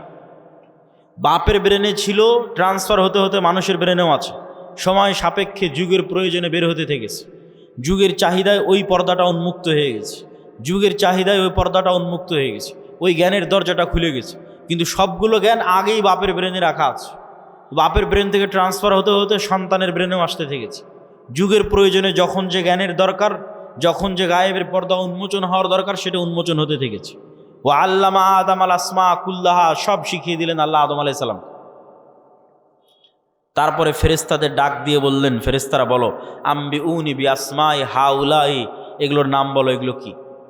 তখন ফেরেশতারা আর বলতে পারে না। ক্বালু সুবহানাক লা ইলমা লানা ইল্লা মা আল্লামতানা, আল্লাহ আপনার পবিত্রতা, আপনি মহাপবিত্র, আমরা অতটুকুই জানি যতটুকু আপনি জানিয়েছেন, এর বাইরে আমাদের জানার কোনো ক্ষমতা নেই। ইন্নাকা আনতাল আলিমুল হাকিম, আপনি হলেন সর্বজ্ঞানী, আপনি হলেন সর্বজ্ঞানী এবং সর্বপ্রজ্ঞাময়। তখন আল্লাহ বললেন, ইয়া আদম আম্বিউহুম, এই যে আদম, এবার তুমি বলো তো এই জিনিসগুলোর নাম কি। ফালাম্মা আম্বাআহুম বিআসমাইহিম, তখন আদম আলাইহিস সালাতু ওয়াস সালাম সবগুলোর নাম বলে দিলেন। এবার আল্লাহ ফেরেশতাদের বললেন, ওয়াইজ কুলনা লিল মালাইকাতি ইসজুদু লি আদম, তখন আমি আল্লাহ ফেরেশতাদের বললাম, ফেরেশতারা তোমরা এবার আদমকে সিজদা করো। তাহলে আমরা সবার আগে কাদেরকে দেখলাম এবার বলেন, জোরে বলেন না, যে কাদের দেখলাম? না আর এক মানুষকে দেখেছি। তাহলে আপনার বাপ মা আগে না ফেরেশতা আগে? ফেরেশতা আগে। আপনার সন্তান আগে না ফেরেশতা আগে? আপনার সন্তানের অস্তিত্বের চেয়ে বেশি সত্য আপনার সাথে ফেরেশতা আছে, আমাদের সাথে ফেরেশতা আছে। আপনার বাপ মায়ের অস্তিত্বের চেয়ে বেশি সত্য যে আমাদের সাথে ফেরেশতা আছে। কেন আমরা যখন প্রথম সৃষ্টি হয়েছি তখন থেকে ফেরেশতাদের সাথে আমরা কানেক্টেড, তখন থেকে আমরা ফেরেশতাদের দেখেছি। গায়েবের উপর ঈমান না থাকার কারণে দুনিয়াতে এসে ভুলে গেছি। তাহলে আদম আলাইহিস সালাতু ওয়াস সালামের ঈমান কোন লেভেলের হবে যে ফেরেশতারা আছে? আদম আলাইহিস সালাতু ওয়াস সালামের ঈমান তার ছেলের অস্তিত্বের চেয়ে বেশি যে ফেরেশতারা আছে। আদম আলাইহিস সালাতু ওয়াস সালামের ঈমান তার স্ত্রী হাওয়ার অস্তিত্বের চেয়ে বেশি যে ফেরেশতারা আছে। সম্মানিত উপস্থিতি, তাহলে ফেরেশতাদের অস্তিত্ব আছে, নূর বিরাজ করতেছে, দেখি না কেন, দেখা যায় না কেন, কি সমস্যা? তো এইটার ক্ষেত্রে আপনাকে দু একটা উদাহরণ দিই। আজ থেকে 100 বছর আগে আটমূলের যে মানুষটা মারা গেছে, সেই মানুষটাকে আজকে উঠান, যদি তাকে জীবিত করা যায় তাহলে সে জীবিত হলো। জীবিত হওয়ার পর সেই মানুষকে আপনি বলবেন যে আমি আব্দুল্লাহ আওয়াজ দিব, এখানে বাজবে ঢাকায়, সাথে সাথে আমি আওয়াজ দিব, এখানে আওয়াজ বাজবে কোথায়? ঢাকাতে। আমি আওয়াজ দিব, এখানে বাজবে আমেরিকাতে। আমি আওয়াজ দিব, এখানে বাজবে মক্কায়। সে কি বিশ্বাস করবে? কিন্তু এখন তো বাজতেছে, এই যে লাইভ চলতেছে, সারা পৃথিবীতে বাজতেছে, বলতেছি এখানে, বাজতেছে সারা পৃথিবীতে। তাহলে এই যে ইলেকট্রোম্যাগনেটিক ওয়েভ, তরঙ্গ, আলোর তরঙ্গ ওয়েভ, এইটার মধ্যে ডাটা ধারণ করার ক্ষমতা, তথ্য, মানুষের কথা এটার মধ্যে থাকতে পারে, মানুষের দৃশ্য এটার মধ্যে থাকতে পারে।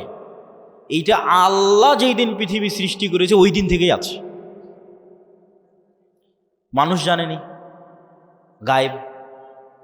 তাহলে 100 বছর আগে আটমূল থেকে যে মানুষ চলে গেছে এটা ওর কাছে গায়েব। যে তার আওয়াজ এই ওয়েভের মধ্যে থেকে যেতে পারে, তার দৃশ্য এই ওয়েভের মধ্যে দিয়ে প্রবাহিত হতে পারে। শুধু তাই নয়, মানুষের পক্ষে যদি আজকে সম্ভব হয় যে মানুষ আলোর গতি তথা যেই আলোর মাধ্যমে, যে ওয়েভের মাধ্যমে আমার কথা মোবাইল দিয়ে এখন ঢাকাতেও বাজতেছে, লালমনিরহাটেও বাজতেছে, আমেরিকা, লন্ডন, ইউরোপেও বাজতেছে, সৌদি, কুয়েত, কাতার, বাহরাইনেও বাজতেছে, এখন সাথে সাথে যেই ওয়েভের মধ্যে দিয়ে আমার দৃশ্য ছুটে চলে যাচ্ছে, যেই ওয়েভের মধ্যে দিয়ে আমার আওয়াজ ছুটে চলে যাচ্ছে, এর চাইতে যদি আমরা কোনো গতিশীল কিছু আবিষ্কার করতে পারি যে এর চেয়ে দ্রুত আমি উড়ে চলে যাব, মানুষের পক্ষে সম্ভব নয়। কিন্তু কল্পনা করেন যে আমরা করে ফেলেছি এরকম একটা আবিষ্কার যে আমার আওয়াজ যত দ্রুত ঢাকায় যাচ্ছে আমি এর চেয়ে আগে ঢাকায় পৌঁছে যাব। এবং আবিষ্কার করার পর এখান থেকে বিমানে যদি ঢাকায় আমার যেতে আধা ঘন্টা লাগে, তো রাস্তার গাড়িতে 4 ঘন্টা লাগবে। তো আমি আধা ঘন্টা আগে ঢাকায় পৌঁছে গেছি, রাস্তার গাড়ি পৌঁছার আগে আমি ঢাকা পৌঁছে গেছি বিমানে। তো আমার এই আওয়াজ আমেরিকা পৌঁছার আগে আমি পৌঁছে গেছি। এত দ্রুত গতির আমরা কিছু আবিষ্কার করতে পেরেছি। এই আবিষ্কার করতে পারার পর এবার যদি 15 আলোক বর্ষ অতীতে চলে যায় দ্রুত, যে 15 বছর আগে যে কথা বলেছিলাম ওই কথা এখন মহাবিশ্বে যেই জায়গায় আছে ওর আগে আমি গিয়ে পৌঁছে যাব। যেহেতু আর চেয়ে দ্রুত আমি কিছু আবিষ্কার করতে পেরেছি, পৌঁছে গিয়ে এবার এই মোবাইলের মতো, এই ক্যামেরার মতো যদি ওখানে কিছু সেট করতে পারেন, তাহলে 15 বছর আগে আপনি কি বলেছিলেন ওই আপনার বলা কথা আপনি শুনতে পাবেন, বাঁচতেছে। 15 বছর আগে আপনি কি করেছিলেন, আপনার করা কাজ আপনি লাইভ দেখতে পাবেন, এই যে আমি এটা করতেছি, কেননা ওইটা এই আলোর তরঙ্গের মধ্যে সেভ আছে, হারায়নি। বিজ্ঞানীরা এখনও জানে না যে পৃথিবী যখন প্রথম সৃষ্টি হয়েছে তখন পৃথিবী থেকে যে আলো মহাবিশ্বের দিকে ছুটতে থেকেছে ওইটা এখনও মহাবিশ্বের শেষ মাথায় পৌঁছতে পেরেছে কিনা। তাহলে এভাবে যদি 1400 বছর আগে চলে যান, তাহলে মুহাম্মদ সাল্লাল্লাহু আলাইহি ওয়াসাল্লামের হাদিস বুখারীতে পড়া লাগবে না, আপনি কানে শুনতে পাবেন, নিজে কানে শুনতে পাবেন, যেমন এখন লাইভ বাজতেছে। তো 1500 বছর অতীতে চলে গেলে আলোর গতির চেয়ে বেশি গতি নিয়ে মুহাম্মদ সাল্লাল্লাহু আলাইহি ওয়াসাল্লামের হাদিস নিজে কানে শোনা যাবে, বদরের যুদ্ধ লাইভ দেখা যাবে, বাস্তবে হচ্ছে এটা দেখা যাবে। এটা মানুষের দ্বারা সম্ভব নয়, এটা দিয়ে আল্লাহ মানুষের গুনাহকে গোপন রেখেছে, নাহলে একজন মানুষের গুনাহ গোপন থাকতো না। এই আলোর গতির চেয়ে মানুষের গতি কম থাকার কারণে মানুষের গুনাহ আজ গোপন আছে। সম্মানিত উপস্থিতি, তাহলে আমরা যা বলছি তার 1 সেকেন্ডও হারায় না, 1 সেকেন্ডও নয়, চাহে মোবাইলে রেকর্ড হোক আর না হোক, ওই তরঙ্গের মধ্যে থেকে যায়, যে কেউ চাইলে ধরে বের করে নিয়ে আসতে পারে। আল্লাহ সুবহানাহু ওয়া তাআলা এটা দিয়েই ধরে বের করবেন এটা আমি বলিনি, কিন্তু এত সহজ মানুষের হিসাব নেওয়া, এত সহজ মানুষকে পাকড়াও করা, এইভাবেই পৃথিবী সেট আপ করা আছে। এখানে মানুষের একটা সেকেন্ড গোপন নয়, একটা সেকেন্ডও নয়, কেন আলো এই ডাটাগুলো ধারণ করে নিচ্ছে, যা করতেছে তাও সেভ আছে, যা বলতেছে তাও সেভ আছে। মানুষ চাইলে নিজেই দেখতে পারবে। মানুষকে আলোর চেয়ে দ্রুতগতির যন্ত্র আবিষ্কার করে অত বছর আগে চলে যেতে হবে, চলে গিয়ে নিজের আমলগুলো দেখতে হবে, তো আমি এগুলো করেছি, তো আমি এগুলো বলেছি, আমি নিজে শুনতে পাচ্ছি আমি কি বলেছি, আমি নিজে দেখতে পাচ্ছি আমি কি করেছি। কাফা বিনাফসিকাল ইয়াউমা আলাইকা হাসিবা, মানুষ আজকে তোমার বিচারের জন্য তুমি একাই যথেষ্ট, আলাদা কোনো বিচার বিভাগ কায়েম করে বিচার করতে হবে এইটা নয়, তুমি নিজেই যথেষ্ট। সম্মানিত উপস্থিতি, তাহলে কি বলছিলাম, গায়েব, নূর। তাহলে এই আলো আমার ডাটা ধারণ করতে পারে, এটা একসময় গায়েব ছিল, চোখে দেখা যায় না, তো এখনো দেখা যায় না, এখনো দেখা যাচ্ছে না, যন্ত্র ধরতে পেরেছে কিন্তু আমরা তো দেখতে পাচ্ছি না।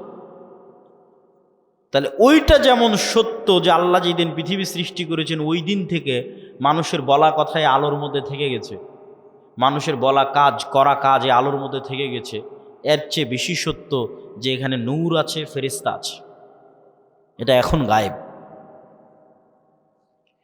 এবার বাস্তব জগতের আরও কিছু উদাহরণ দেই যেগুলো এখন যন্ত্রও ধরতে পারেনি। যেমন আল্লাহর একটা সৃষ্টিজীব কুকুর, কুকুরের ঘ্রাণ শক্তি মানুষের চাইতে 10,000 গুণ বেশি।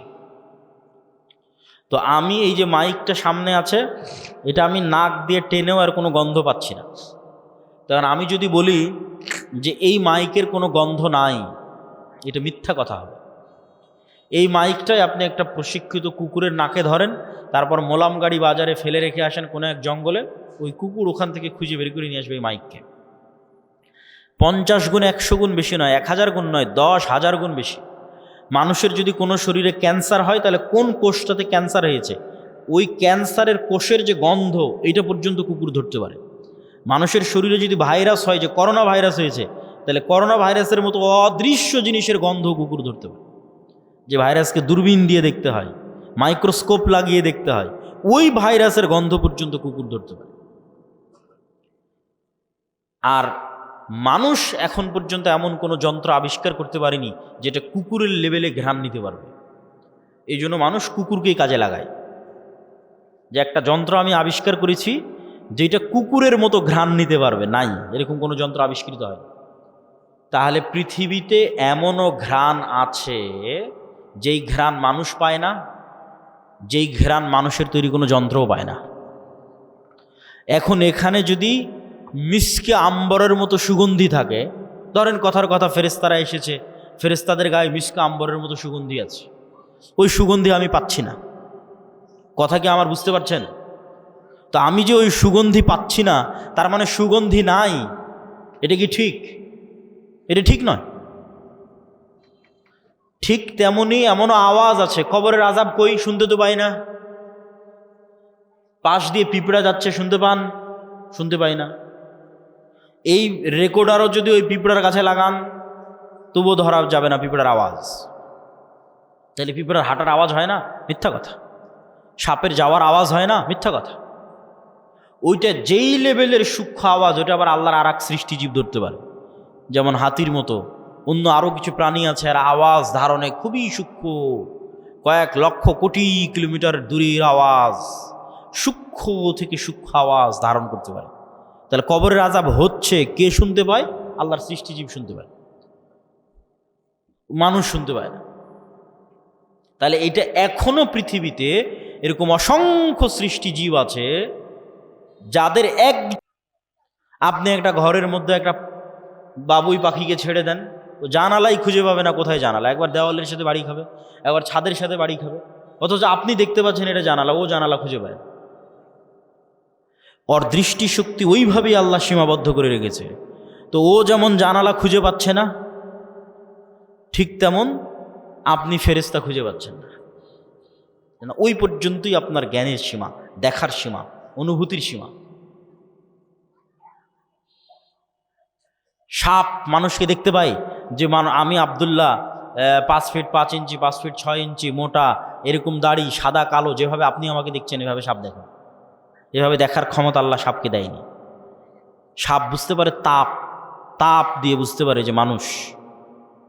কুকুরও ওইভাবে দেখতে পারে না। কুকুর মাত্র দুইটা জিনিস, দুইটা রং দেখতে পায়। তাহলে কুকুর কেমনে দেখবে যে আমি সাদা কালো, উঁচু লম্বা মোটা? দেখতে পায় না। কুকুর গন্ধ, গন্ধ দিয়ে চিনে যে এটা আমার মনিব, গন্ধ দিয়ে চিনে যে মানুষ এটা গেল। তাহলে এক একজনের দৃষ্টি সীমা, চিন্তা সীমা, দেখার সীমা আল্লাহ এক একভাবে ভাগ এবং বন্টন করে রেখেছে। এক একজনকে এক এক জগতে সীমাবদ্ধ করে রেখে দিয়েছে। মাছকে পানির জগতে সীমাবদ্ধ করে রেখে দিয়েছে। ঠিক সেরকম ফেরেশতার জগৎ এই পৃথিবীতেই আছে, ফেরেশতারাই আছে পৃথিবীতে। কিন্তু আপনি দেখতে পাচ্ছেন না কেন? আপনার ওই দেখা এবং শোনার সীমাবদ্ধতা আল্লাহ তৈরি করে রেখেছে। সম্মানিত উপস্থিতি, তাহলে পৃথিবীতে এমনও আওয়াজ আছে যা মানুষ শুনে না, মানুষের যন্ত্র শুনে না। এমনও গন্ধ আছে যা মানুষ নিতে পারে না, মানুষের যন্ত্র নিতে পারে না। ঠিক এমনও আলো আছে মানুষ দেখে না, মানুষের যন্ত্র দেখে না, আল্লাহর সৃষ্টি দেখে। রাসূলুল্লাহ সাল্লাল্লাহু আলাইহি ওয়াসাল্লাম বলেন, ইজা সামি'তুম সাইহাতাদ দিকাহ, যখন তোমরা মোরগের আওয়াজ শুনতে পাও তখন আল্লাহর কাছে কল্যাণ কামনা করো। ফা ইন্নাহা রাআতিল মালাইকা, ফেরেশতাদের যে নূর, এই নূরের যে আলো, এই আলো মোরগ দেখতে পায়। বলেন আল্লাহু আকবার। তাহলে ফেরেশতা বিরাজমান, নূর বিরাজমান। মানুষের যন্ত্র দেখতে পায় না, মানুষ দেখতে পায় না, কিন্তু আল্লাহর এক সৃষ্টিজীব দেখতে পায়। রাসূল সাল্লাল্লাহু আলাইহি ওয়াসাল্লাম বলছেন, যখন তোমরা গাধার আওয়াজ শোনো, নুহাকাল হিমার, তখন ফাতাআউযু মিনাশ শাইতান, তখন তোমরা শয়তান থেকে পরিত্রাণ চাও। শয়তানের আলো আর এক ভিন্ন লেভেলের আলো, এটা আগুনের আলো, এটাও অদৃশ্য। মাইক্রোওয়েভ ওভেনের যে হিটিং, এইটা যেমন অদৃশ্য, ঠিক তেমন জিনের আলো, শয়তানের আলো অদৃশ্য। কিন্তু ওই আলো কুকুর দেখতে পায়, গাধা দেখতে পায়, মানুষ দেখতে পায় না। সম্মানিত উপস্থিতি, তাহলে আমি আপনি দেখতে পাই না মানে অস্তিত্ব নাই, এটা সম্পূর্ণ মিথ্যা কথা, সম্পূর্ণ ডাহা মিথ্যা কথা। যেগুলোর নিদর্শন, যেগুলোর আলামত আল্লাহ নিজে পৃথিবীতে দিয়ে রেখেছে। তাহলে আমরা কি বলছিলাম? ফেরেশতা আছে, ফেরেশতার আওয়াজ মানুষ শুনতে পারে, ফেরেশতাকে দেখতেও পারে। বনু ইসরাইলের 3 জন ব্যক্তি অন্ধ, কুষ্ঠ, টাক, আল্লাহ ফেরেশতা পাঠিয়েছে তাদের কাছে মানুষ হিসেবে পরীক্ষা নেওয়ার জন্য। রাসূল সাল্লাল্লাহু আলাইহি ওয়াসাল্লাম একদিন মসজিদে নববীতে বসে আছে, একজন অপরিচিত মানুষ আসলো। যে অপরিচিত মানুষের পোশাকে সফরের আলামত নাই, লা ইউরা আসারুস সাফার, সফরের কোনো আলামত নাই, আর তাকে মদিনার কেউ চিনেও না। তো জিজ্ঞেস করছে, মাল ইসলাম, মাল ইমান, মাল ইহসান, মাতাসাআহ, ইমান কি, ইসলাম কি, কিয়ামত কখন হবে? জিজ্ঞেস করে উত্তর নিয়ে বিদায় নিয়ে চলে যাচ্ছে। রাসূল সাল্লাল্লাহু আলাইহি ওয়াসাল্লাম বললেন, জানো কে এসেছিল? জিবরাইল এসেছিল দিন শিখানোর জন্য। তাহলে সাহাবীদের ফেরেশতাদের উপর ঈমান কোথায়? সাহাবীদের ঈমান ফেরেশতাদের উপর কোথায়?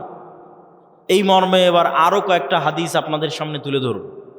জাবের রাদিয়াল্লাহু তাআলা আনহু বলছেন, সাদ বিন মুআজ আনসারী সাহাবী, আউস খাজরাজ গোত্রের প্রধান, খন্দকের যুদ্ধে আহত অবস্থায় শহীদ হয়েছে। ইয়াং বয়সে 35, 38, 40 বছর বয়সে। রাসূল সাল্লাল্লাহু আলাইহি ওয়াসাল্লামের আশেপাশে যেগুলো ছিল সব ইয়াং। রাসূলুল্লাহ সাল্লাল্লাহু আলাইহি ওয়াসাল্লাম বললেন, ইহতাজ্জালাহু আরশুর রহমান, আল্লাহর আরশ কেঁপে উঠেছে সাদ বিন মুআজের মৃত্যুতে। ওয়া ফুতিহাত লাহু আবওয়াবুস সামা, আসমানের সব দরজা আজকে সাদ বিন মুআজের মৃত্যুতে খুলে দেওয়া হয়েছে। ওয়া শাহিদাহু সাবউনা আলফাম মিনাল মালাইকা, 70,000 ফেরেশতা আমাদের সাথে আজকের জানাজায় অংশগ্রহণ করেছে সাদ বিন মুআজের জানাজায়। বলেন আল্লাহু আকবার। তো আসমানের দরজা থাকতে পারে, এটা কঠিন তো কিছু নয়। আমরা তো আসমান থেকেই পৃথিবীতে এসেছি, জান্নাত থেকেই পৃথিবীতে এসেছি। আদি পিতা আদম আলাইহিস সালাতু ওয়াস সালাম তো আসমানেই ছিলেন, জান্নাতেই ছিলেন, এটা অস্বাভাবিক কিছু নয়।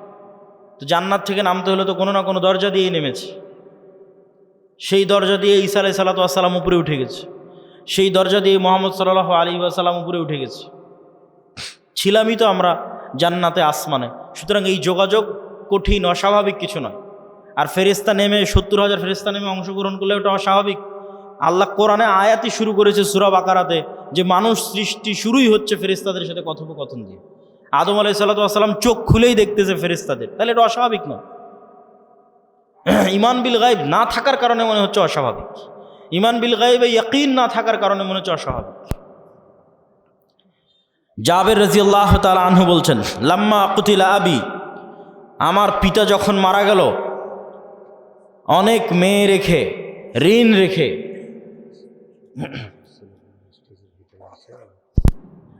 বলছি ঋণ রেখে, তখন জাবের রাদিয়াল্লাহু তাআলা আনহু কাঁদতেছে। আল্লাহর নবী বলতেছে, তুমি কেন কাঁদছো? মা জালাতিল মালাইকাতু তুজিল্লু বিআজনিহাতিহা, আরে তুমি কাঁদছো কেন? তোমার বাপের লাশকে ফেরেশতারা এখনো ছায়া দিয়ে রেখেছে, এখনো ফেরেশতারা তোমার বাপের লাশকে ছায়া দিয়ে রেখেছে, তুমি কেন কাঁদছো? আয়েশা রাদিয়াল্লাহু তাআলা আনহা বলছেন, সাদ বিন মুআজের জানাজা উঠানো যায় না, এত ভারী। যুবক মানুষ, ওই যুগে তার এত বিরিয়ানি, এত পোলাও, এত বার্গার, পিৎজা ছিল না যে খেয়ে মোটা হয়ে যাবে, ওজন ভারী হবে। হালকা পাতলা, মুজাহিদ মানেই হালকা পাতলা। অথচ লাশ উঠানো যায় না, এত ভারী। তো মানুষজন কথোপকথন শুরু করলো, কেন উঠানো যায় না? আল্লাহর নবী বললেন, সাদ বিন মুআজের জানাজার সাথে, সাদ বিন মুআজের এই লাশের সাথে এত বেশি পরিমাণে ফেরেশতা লেগে আছে যে এই লাশ ভারী হয়ে গেছে, উঠানো যাচ্ছে না, এত বেশি পরিমাণে ফেরেশতা লেগে আছে। খন্দকের যুদ্ধের ঘটনা, রাসূল সাল্লাল্লাহু আলাইহি ওয়াসাল্লাম খন্দকের যুদ্ধ থেকে ফিরে অস্ত্র রেখে দিয়েছেন, গোসল করতে চলে গেছেন। জিব্রাইল উপস্থিত হয়ে রাসূল সাল্লাল্লাহু আলাইহি ওয়াসাল্লামকে বলতেছে, আপনি অস্ত্র রেখেছেন, মা ওয়াজা'না সিলাহ, ফেরেশতারা এখনো অস্ত্র রাখেনি। ফেরেশতারা কেন অস্ত্র রাখেনি? বানু কুরাইজা, বানু কায়নুকা, বানু নজির, 3টে ইহুদি গোত্র গাদ্দারি করেছে, এদের শাস্তি দিতে হবে। আল্লাহর নবী সাহাবীদের বললেন, ফেরেশতারা অস্ত্র রাখেনি। জিবরাইল এসে বলতেছে, চলো, যুদ্ধ এখনো শেষ হয়নি, যুদ্ধ করতে হবে। সব সাহাবী মিলে অস্ত্র উঠিয়ে আবার যুদ্ধের জন্য এগিয়ে গেলেন। এই পর্যন্ত আয়েশা রাদিয়াল্লাহু তাআলা আনহার বর্ণনা। এবার আনাস রাদিয়াল্লাহু তাআলা বলছেন, কান্নি আনজুরু ইলাল গুবারি সাতিআন ফি যুকাকি বানি গানাম, বলছেন সাহাবীরা সহ আল্লাহর নবী সহ যখন আমরা বের হচ্ছি ইহুদি গোত্রগুলোর দিকে এগিয়ে যাওয়ার জন্য, তখন আমাদের সামনে দেখছি ধুলায় অন্ধকার। ঠিক যেমন 500-1000 মোটরসাইকেলের শোডাউন দিলে গ্রামের রাস্তায় ধুলা উঠতে থাকে, পিছনের গাড়িতে করে যদি আপনি থাকেন দেখবেন যে ধুলায় অন্ধকার হয়ে গেছে রাস্তা। তাহলে আমরা যাচ্ছি তো সামনে ধুলায় অন্ধকার, কিসের ধুলা? আনাস রাদিয়াল্লাহু তাআলা আনহু বলছেন, আমাদের আগে আগে জিবরাইলের ঘোড়সওয়ার বাহিনী যাচ্ছে। আল্লাহু আকবার। জিবরাইলের ঘোড়সওয়ার বাহিনীর পায়ের আঘাতে ধুলা তৈরি হয়েছে। সাদ বিন আবি ওয়াক্কাস রাদিয়াল্লাহু তাআলা আনহু থেকে বর্ণিত, তিনি বলেন, রাআইতু ইয়াওমা উহুদিন আন ইয়ামিনি ওয়া আন ইয়াসারি, উহুদের যুদ্ধের দিন আমার ডানে এবং আমার বামে দুইজন ব্যক্তি রজুলাইনা আলাইহিমা সিয়াবুন বীজুন, দুইজন ব্যক্তি সাদা পোশাকধারী, মা রাআইতুহুমা ক্বাবলু ওয়ালা বাদ, যাদেরকে আমি অতীতে কোনোদিন দেখিনি, পরে কোনোদিন দেখিনি। এই দুইজন সাদা পোশাকধারী ব্যক্তি আসাদ্দাল কিতাল, বীর বিক্রমে যুদ্ধ করতেছে, সীমাহীন ভয়ঙ্কর যুদ্ধ করতেছে। রাসূল সাল্লাল্লাহু আলাইহি ওয়াসাল্লামকে এসে যখন শোনালাম, আল্লাহর নবী বললেন এরা দুইজন হচ্ছে জিবরাইল আর মিকাইল। আল্লাহু আকবার। জিবরাইল মিকাইল যুদ্ধে অংশগ্রহণ করেছে রাসূল সাল্লাল্লাহু আলাইহি ওয়াসাল্লামের পক্ষে। বর্ণনা দিচ্ছেন সাদ বিন আবি ওয়াক্কাস। একজন সাহাবী এক যুদ্ধে এক মুশরিকের পিছনে ধাওয়া করতেছে, তো আকাশ থেকে আওয়াজ আসতেছে, আকদিম ইয়া হাইজুম, হে হাইজুম তুমি এগিয়ে চলো। আওয়াজ আসা মাত্রই এই সাহাবী ওই মুশরিকের উপর আক্রমণ করার আগেই মুশরিক উল্টে পড়ে আছে এবং ক্ষত স্থান থেকে রক্ত বের হচ্ছে, আহত স্থান থেকে রক্ত বের হচ্ছে। সাহাবী রাসূল সাল্লাল্লাহু আলাইহি ওয়াসাল্লামকে এসে ঘটনা শোনালে আল্লাহর নবী বললেন, যালিকা মিন মাদাদিস সামাইস সালিসা, এটা ছিল তৃতীয় আসমান থেকে আসা ফেরেশতার আক্রমণ। উহুদের যুদ্ধের দিন হানজালা রাদিয়াল্লাহু তাআলা আনহু শহীদ হয়েছে। তার স্ত্রীর মারফতে জানা যাচ্ছে যে তিনি ফরজ গোসল অবস্থায় বাসর ঘর থেকে বের হয়ে গেছেন জিহাদের ডাক শুনে। সাহাবীরা আল্লাহর নবীকে বললেন হানজালাকে গোসল দিতে হবে। রাসূল সাল্লাল্লাহু আলাইহি ওয়াসাল্লাম বলেন, ইন্না সাহিবাকুম তুগাসসিলুহুল মালায়েকা, তোমরা আর হানজালাকে কি গোসল দিবা? ফেরেশতারা ইতিমধ্যে গোসল দিয়ে ফেলেছে। তাহলে এবার আপনি শুধু চিন্তা করবেন সাহাবীদের ঈমান ফেরেশতার অস্তিত্বের উপর, আর আমার আর আপনার ঈমান ফেরেশতার অস্তিত্বের উপর। ঈমান বিল গায়বে ইয়াকিন, যেটা আমাদের বক্তব্যের মূল বিষয়বস্তু, যার এক পয়েন্টে আমরা আছি ঈমান বিল মালায়েকা, ফেরেশতার উপর ইয়াকিন, ফেরেশতার অস্তিত্বের উপর ইয়াকিন। তো এগুলো কি শুধু হাদিসে এসেছে? না। আচ্ছা, এগুলো কি শুধু হাদিসে এসেছে? না, স্বয়ং আল্লাহ সুবহানাহু ওয়া তাআলা কোরআন মাজিদে বলতেছে। আল্লাহ সুবহানাহু ওয়া তাআলা কোরআন মাজিদে মুসলমানদের বিভিন্ন যুদ্ধে ফেরেশতা অবতীর্ণ করার কথা ৫-৬ আয়াতে বলেছে। ইস্তাস্তাগীসুনা রাব্বাকুম ফাস্তাজাবা লাকুম আন্নী মুমিদ্দুকুম বিআলফিম মিনাল মালাইকাতি মুরদিফিন, তোমরা আল্লাহর কাছে বিপদে পড়ে সাহায্য চেয়েছিলে, আমি আল্লাহ আসমান থেকে তোমাদের পক্ষে ১,০০০ ফেরেশতা অবতীর্ণ করেছি। আর এক আয়াতে আল্লাহ সুবহানাহু ওয়া তাআলা বলছেন, ইস্তাকুলু লিল মুমিনিনা আলাই ইয়াকফিয়াকুম আন ইউমিদ্দাকুম রাব্বুকুম বিসালাসাতি আলাফিম মিনাল মালাইকা, তোমাদের জন্য কি যথেষ্ট নয় যে আল্লাহ আসমান থেকে ৩,০০০ ফেরেশতা অবতীর্ণ করেছে? যদি প্রয়োজন হয় আল্লাহ ৫,০০০ ফেরেশতা আসমান থেকে অবতীর্ণ করবে। গোলাম ফেরেশতার বন্ধু। দেখেন রাসূল সাল্লাল্লাহু আলাইহি পরীক্ষা যে আপনি শয়তানের সাথে না ফেরেশতার সাথে। রাসূল সাল্লাল্লাহু আলাইহি ওয়াসাল্লাম বলছেন যে জিবরাইল আমাকে মেসওয়াক করতে বলছে, তো মেসওয়াক করতে করতে আমার দাঁতের মাড়ির গোস্ত পর্যন্ত ছিলে গেছে। কেন মেসওয়াক করতে বলছে? আমার মুখের গন্ধে জিবরাইলের কষ্ট হয়। তো আল্লাহর নবীর পবিত্র মুখের গন্ধে জিবরাইলের কষ্ট হয়, তাই বারবার মেসওয়াক করতে বলছে। আর আপনার আটমল শিবগঞ্জের যে মানুষ রাত দিন বিড়ি সিগারেট খাচ্ছে, ওর কাছে ফেরেশতা আছে না শয়তান আছে? একটু জোরে বলেন, কে আছে? শয়তান আছে। সে শয়তানের বন্ধু, সে শয়তানের গোলাম। মনে করেন আটমলের একটা বাড়ি, যে বাড়িতে ঢুকতে সালাম দেওয়া হয়, খাওয়ার শুরুতে বিসমিল্লাহ বলা হয়, টয়লেট বাথরুমে গেলে সেই টয়লেট বাথরুমের দোয়া পড়া হয়, ৫ ওয়াক্ত সালাতে ওযু করা হয়, সালাত আদায় করা হয়, বাড়িতে কোরআন তেলাওয়াত করা হয়, তাহলে ওই বাড়িতে কারা আছে? ফেরেশতারা আছে। নূরে পরিপূর্ণ বাড়ি। ঠিক যেমন আজ থেকে ১০০ বছর আগের মানুষ জানতো না যে আমার কথা এইভাবে আমেরিকায় গিয়ে বাজতে পারে, ওই রকম নূর আপনি জানেন না, কিন্তু আপনার বাড়ি নূরে পরিপূর্ণ। ঠিক এই আলো যেমন দেখা যাচ্ছে, এরকম অদৃশ্য একটা আলো, যে আলোতে ওই বাড়ি পরিপূর্ণ হয়ে আছে, সেটা হচ্ছে নূর। আর আরেকটা বাড়ি যেখানে কেউ সালাম দিয়ে ঢোকে না, যেখানে কেউ আল্লাহর নাম নিয়ে খায় না, যেখানে কেউ পেশাব থেকে সচেতন সতর্ক থাকে না, পবিত্র হয় না। ফেরেশতারা প্রচণ্ড পবিত্র, মুতাহহারুন, এদের অপবিত্র হওয়ার কোনো সুযোগ নাই। এই জন্য এরা পবিত্র মানুষকে ভালোবাসে। আর শয়তান নিকৃষ্ট, এই জন্য অপবিত্র মানুষকে ভালোবাসে। তো পেশাব থেকে যত্ন নেয় না, ফরজ গোসল করে না, নামাজ পড়ে না, বাড়িতে মাসকে মাস বছরকে বছর কোনোদিন কোরআন তেলাওয়াত হয়নি, ওই বাড়িতে নূর আছে? ওই বাড়িতে নূর নাই, ওই বাড়িতে ফেরেশতা নাই। বাড়িতে ছবি টাঙ্গানো আছে, বাড়িতে কুকুর থাকে। লা তাদখুলুল মালাইকাতু ফি বাইতিন ফিহি সূরুন আও কালবুন, ওই বাড়িতে রহমতের ফেরেশতা প্রবেশ করে না যে বাড়িতে ছবি আছে, যেই বাড়িতে মূর্তি আছে। তাহলে একটা বাড়ি যে বাড়িতে লাইট জ্বলছে না, কারেন্ট জ্বলতেছে না, অন্ধকার, ওই বাড়িটা কবরের মতো অন্ধকার। কেন? ওই বাড়িতে নূর নাই। একটা অদৃশ্য আলো যেটা জ্বলতো, সে অদৃশ্য আলো ওই বাড়িতে নাই। ওই বাড়ি কবরের মতো অন্ধকার, নূরবিহীন বাড়ি, ফেরেশতার অস্তিত্ববিহীন বাড়ি, শয়তানে পরিপূর্ণ বাড়ি, কালোয় অন্ধকারে অন্ধকারাচ্ছন্ন বাড়ি। আমি আপনাকে কোনো ফাজাইল আমলও শোনাচ্ছি না, আমি আপনাকে কোনো হুকুম আহকাম ফতোয়াও শোনাচ্ছি না। আমি আপনাকে এই পৃথিবীর রিয়ালিটি বলতেছি যে পৃথিবীতে আসলে চলতেছে কি।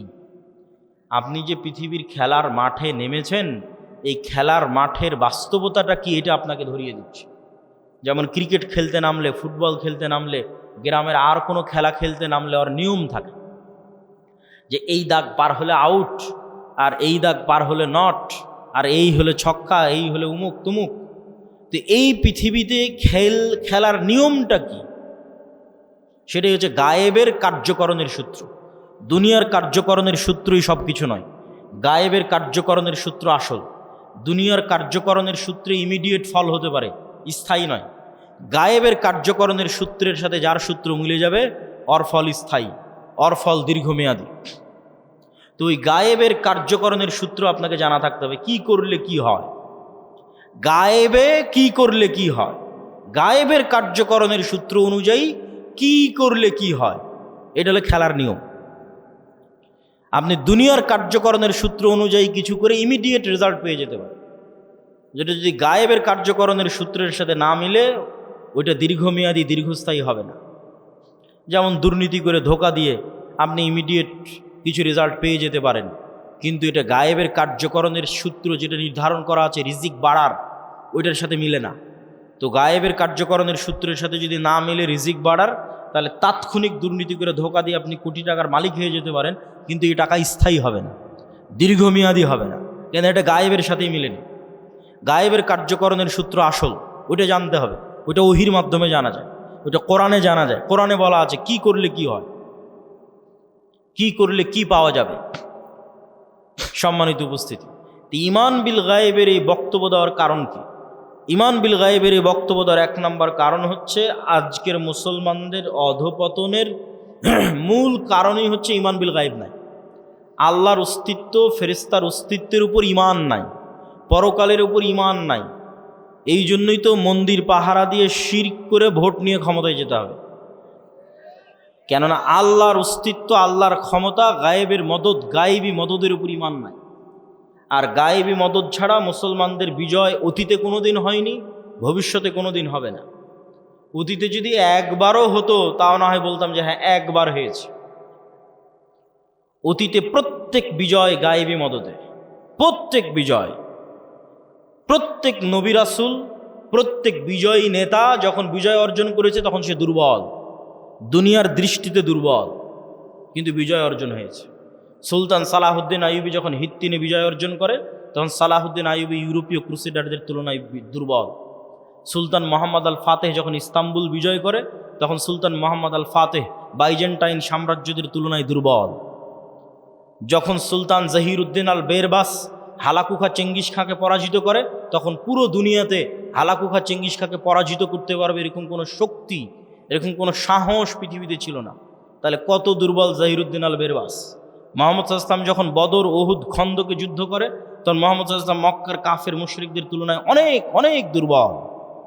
আমর ইবনুল আস, খালিদ ইবনুল ওয়ালিদ, এরা যখন জেরুজালেম বিজয় করে, ওমর ইবনুল খাত্তাব এবং সাহাবীরা যখন মিশর, শাম, রোমান, পারস্য বিজয় করে, তখন রোমান পারস্যদের তুলনায় তারা দুর্বল।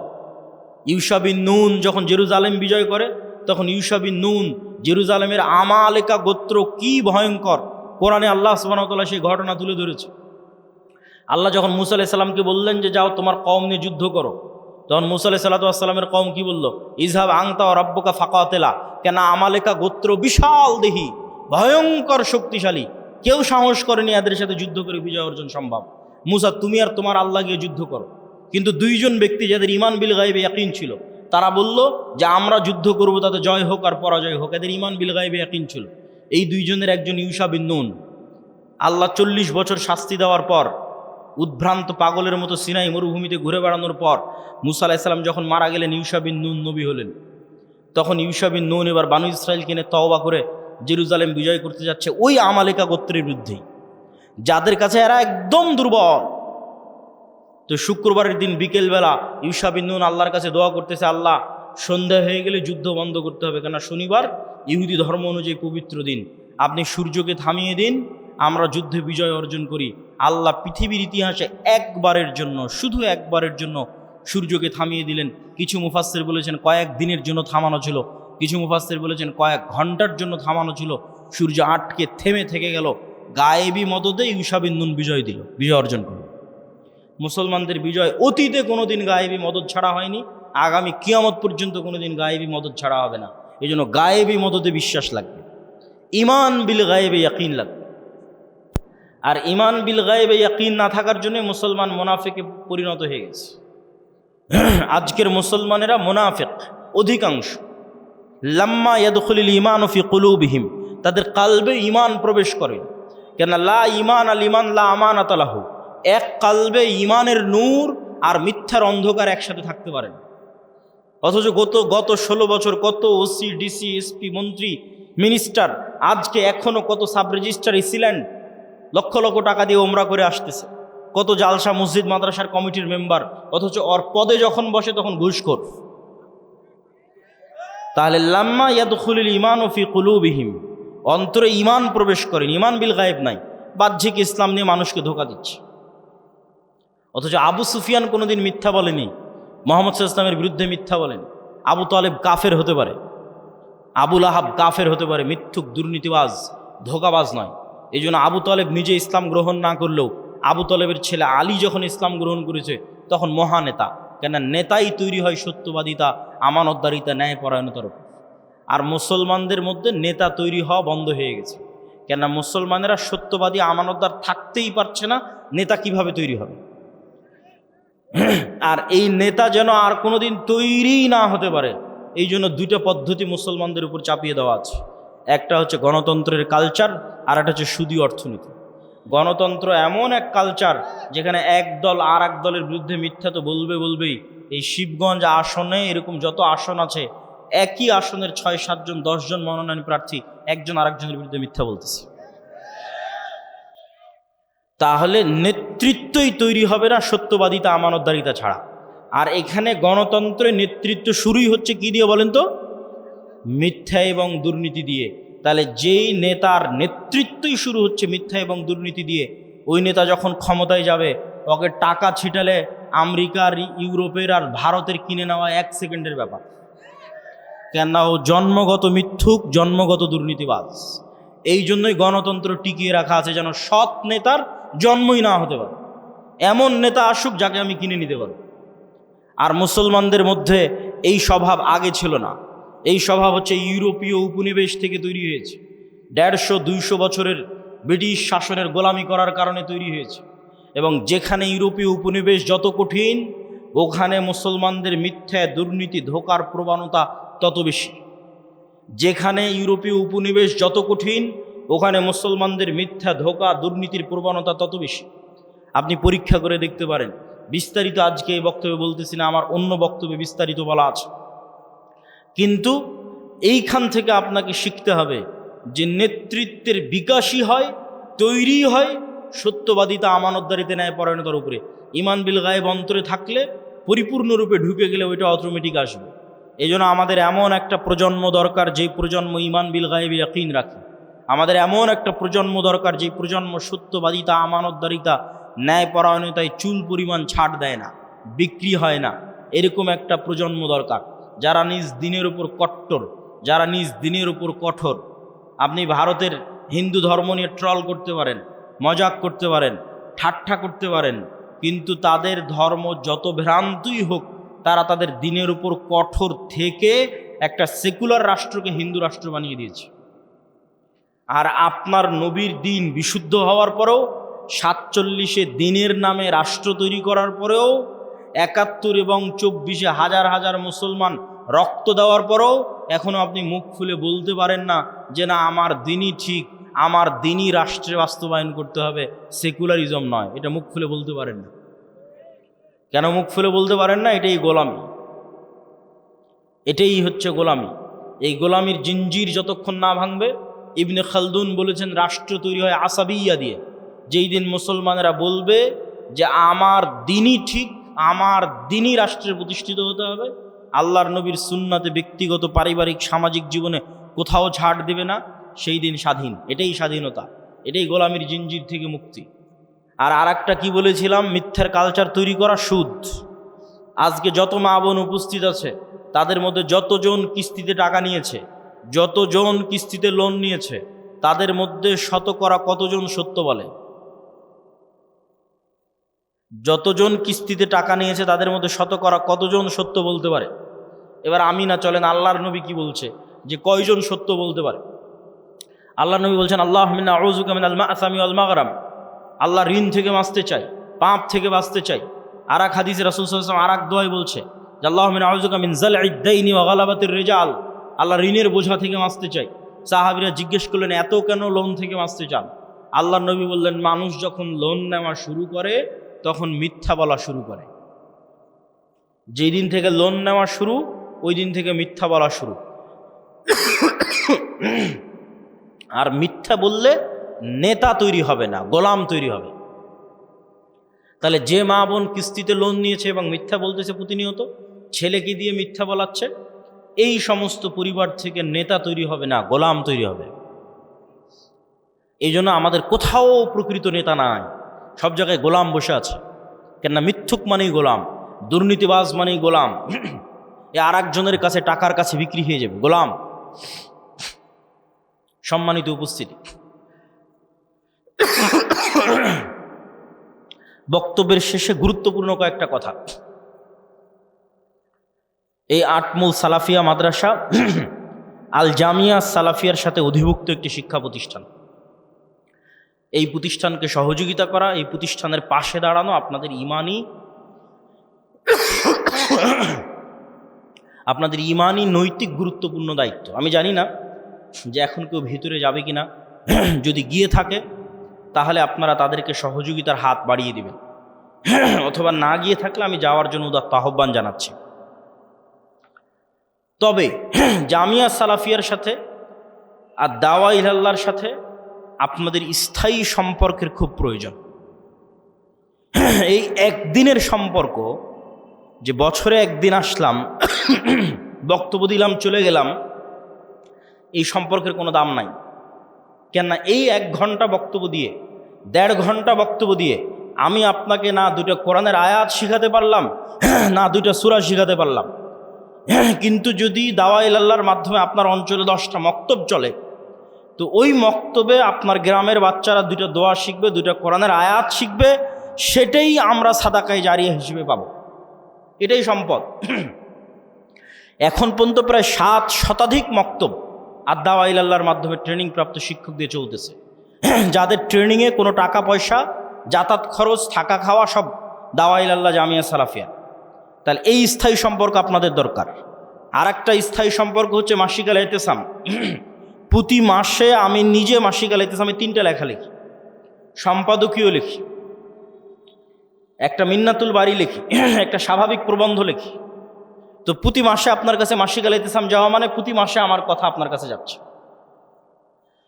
এই জন্য আজকে যত মানুষ উপস্থিত হয়েছেন সবার প্রতি আহ্বান থাকবে যে কিছুই যদি না নিতে পারেন, আপনার এক বেলার সকালের চায়ের নাস্তার চেয়েতেও দাম কম মাসিক আল ইতিসামের। তো মাসিক আল ইতিসাম নেওয়ার আপনাদের প্রতি উদাত্ত আহ্বান থাকছে। আর সর্বশেষে যে বই পুস্তকগুলো আমরা প্রকাশ করি, যেমন আজকে যে বই থেকে দার্স দিচ্ছিলাম, এটা আমারই লেখা বই, আল্লাহর পথে যাত্রা।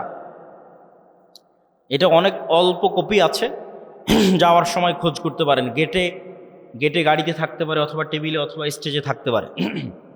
তো জামিয়া সালাফে এবং আর দাওয়া ইলাল্লাহর সাথে আপনাদের স্থায়ী সম্পর্কের জন্য মাসিক আল ইতিসাম আমাদের প্রকাশিত বই। যেমন আজকে আরেকটা নতুন বই থাকতে পারে ফতোয়ার উপর, প্রায় 1000 ফতোয়া, অজু, হায়েজ, নেফাস, তায়াম্মুম, সালাত, এগুলোর উপর প্রায় 1000 প্রশ্ন, যেগুলো শায়েখ আব্দুর রাজ্জাক বিন ইউসুফের তত্ত্বাবধানে এবং সম্পাদনায় একত্রিত করা হয়েছে। এই ফতোয়ার বইটাও থাকতে পারে। আব্দুর রহিমেরও একটা নতুন বই আছে, রাসূল সাল্লাল্লাহু আলাইহি ওয়াসাল্লাম দেখতে কেমন ছিলেন, শায়েখ আব্দুর রাজ্জাক বিন ইউসুফের উপদেশ, যেটাতে তার সব বক্তব্য আছে। এই দিন পড়ার দিন, জ্ঞানের দিন। যত পড়বেন তত নূর তৈরি হবে, তত জ্ঞান অর্জন হবে, তত আপনার সত্যের পথে চলা সহজ হবে। সম্মানিত উপস্থিতি, এবং সর্বশেষ সুদের বিরুদ্ধে যুদ্ধ, কর্জে হাসানা। আমরা মুসলিম বাইতুল মাল নামে কর্জে হাসানা চালু করেছি, যেখানে ইতিমধ্যে প্রায় 30 জনের কাছাকাছি আমরা কর্জে হাসানা দিয়েছি পরীক্ষামূলক। আর কর্জে হাসানা প্রজেক্টে আমরা কোনো দান সংগ্রহ করি না। মানুষ তাদের বিভিন্ন ব্যাংক ব্যালেন্সে, বিকাশে, নগদে যে টাকা ফেলে রেখেছে, আমরা চাই যে সেটাই তারা মুসলিম বাইতুল মালে জমা রাখুক, যখন দরকার ফেরত নিয়ে নেবে। ওইটারই অল্প অংশ আমরা ধীরে ধীরে ধীরে ধীরে মানুষদের মধ্যে কর্জে হাসানা হিসেবে দিতে থাকবো, আবার মানুষদের কাছ থেকে আদায় করতে থাকবো। এই প্রজেক্ট যদি একবার সাকসেসফুল হয়ে যায়, 90-95%-এরও যদি বেশি রিটার্ন থাকে, তাহলে এটা বাংলাদেশের ইতিহাসে এক যুগান্তকারী, এক ব্যতিক্রম পদক্ষেপ হতে পারে। সুদের বিরুদ্ধে যুদ্ধ করতেই হবে।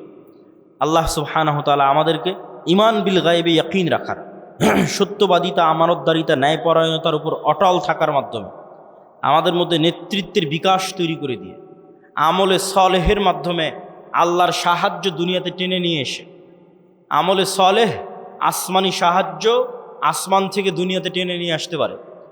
আসমান থেকে দুনিয়াতে সাহায্য টেনে নিয়ে আসার সবচেয়ে বড় মাধ্যম একটা হচ্ছে সালাত, তারপরে তার চেয়ে সবচেয়ে বড় মাধ্যম রাতের সালাত, এই রকমই কাছাকাছি বড় মাধ্যম জিকির, সকাল সন্ধ্যার জিকির।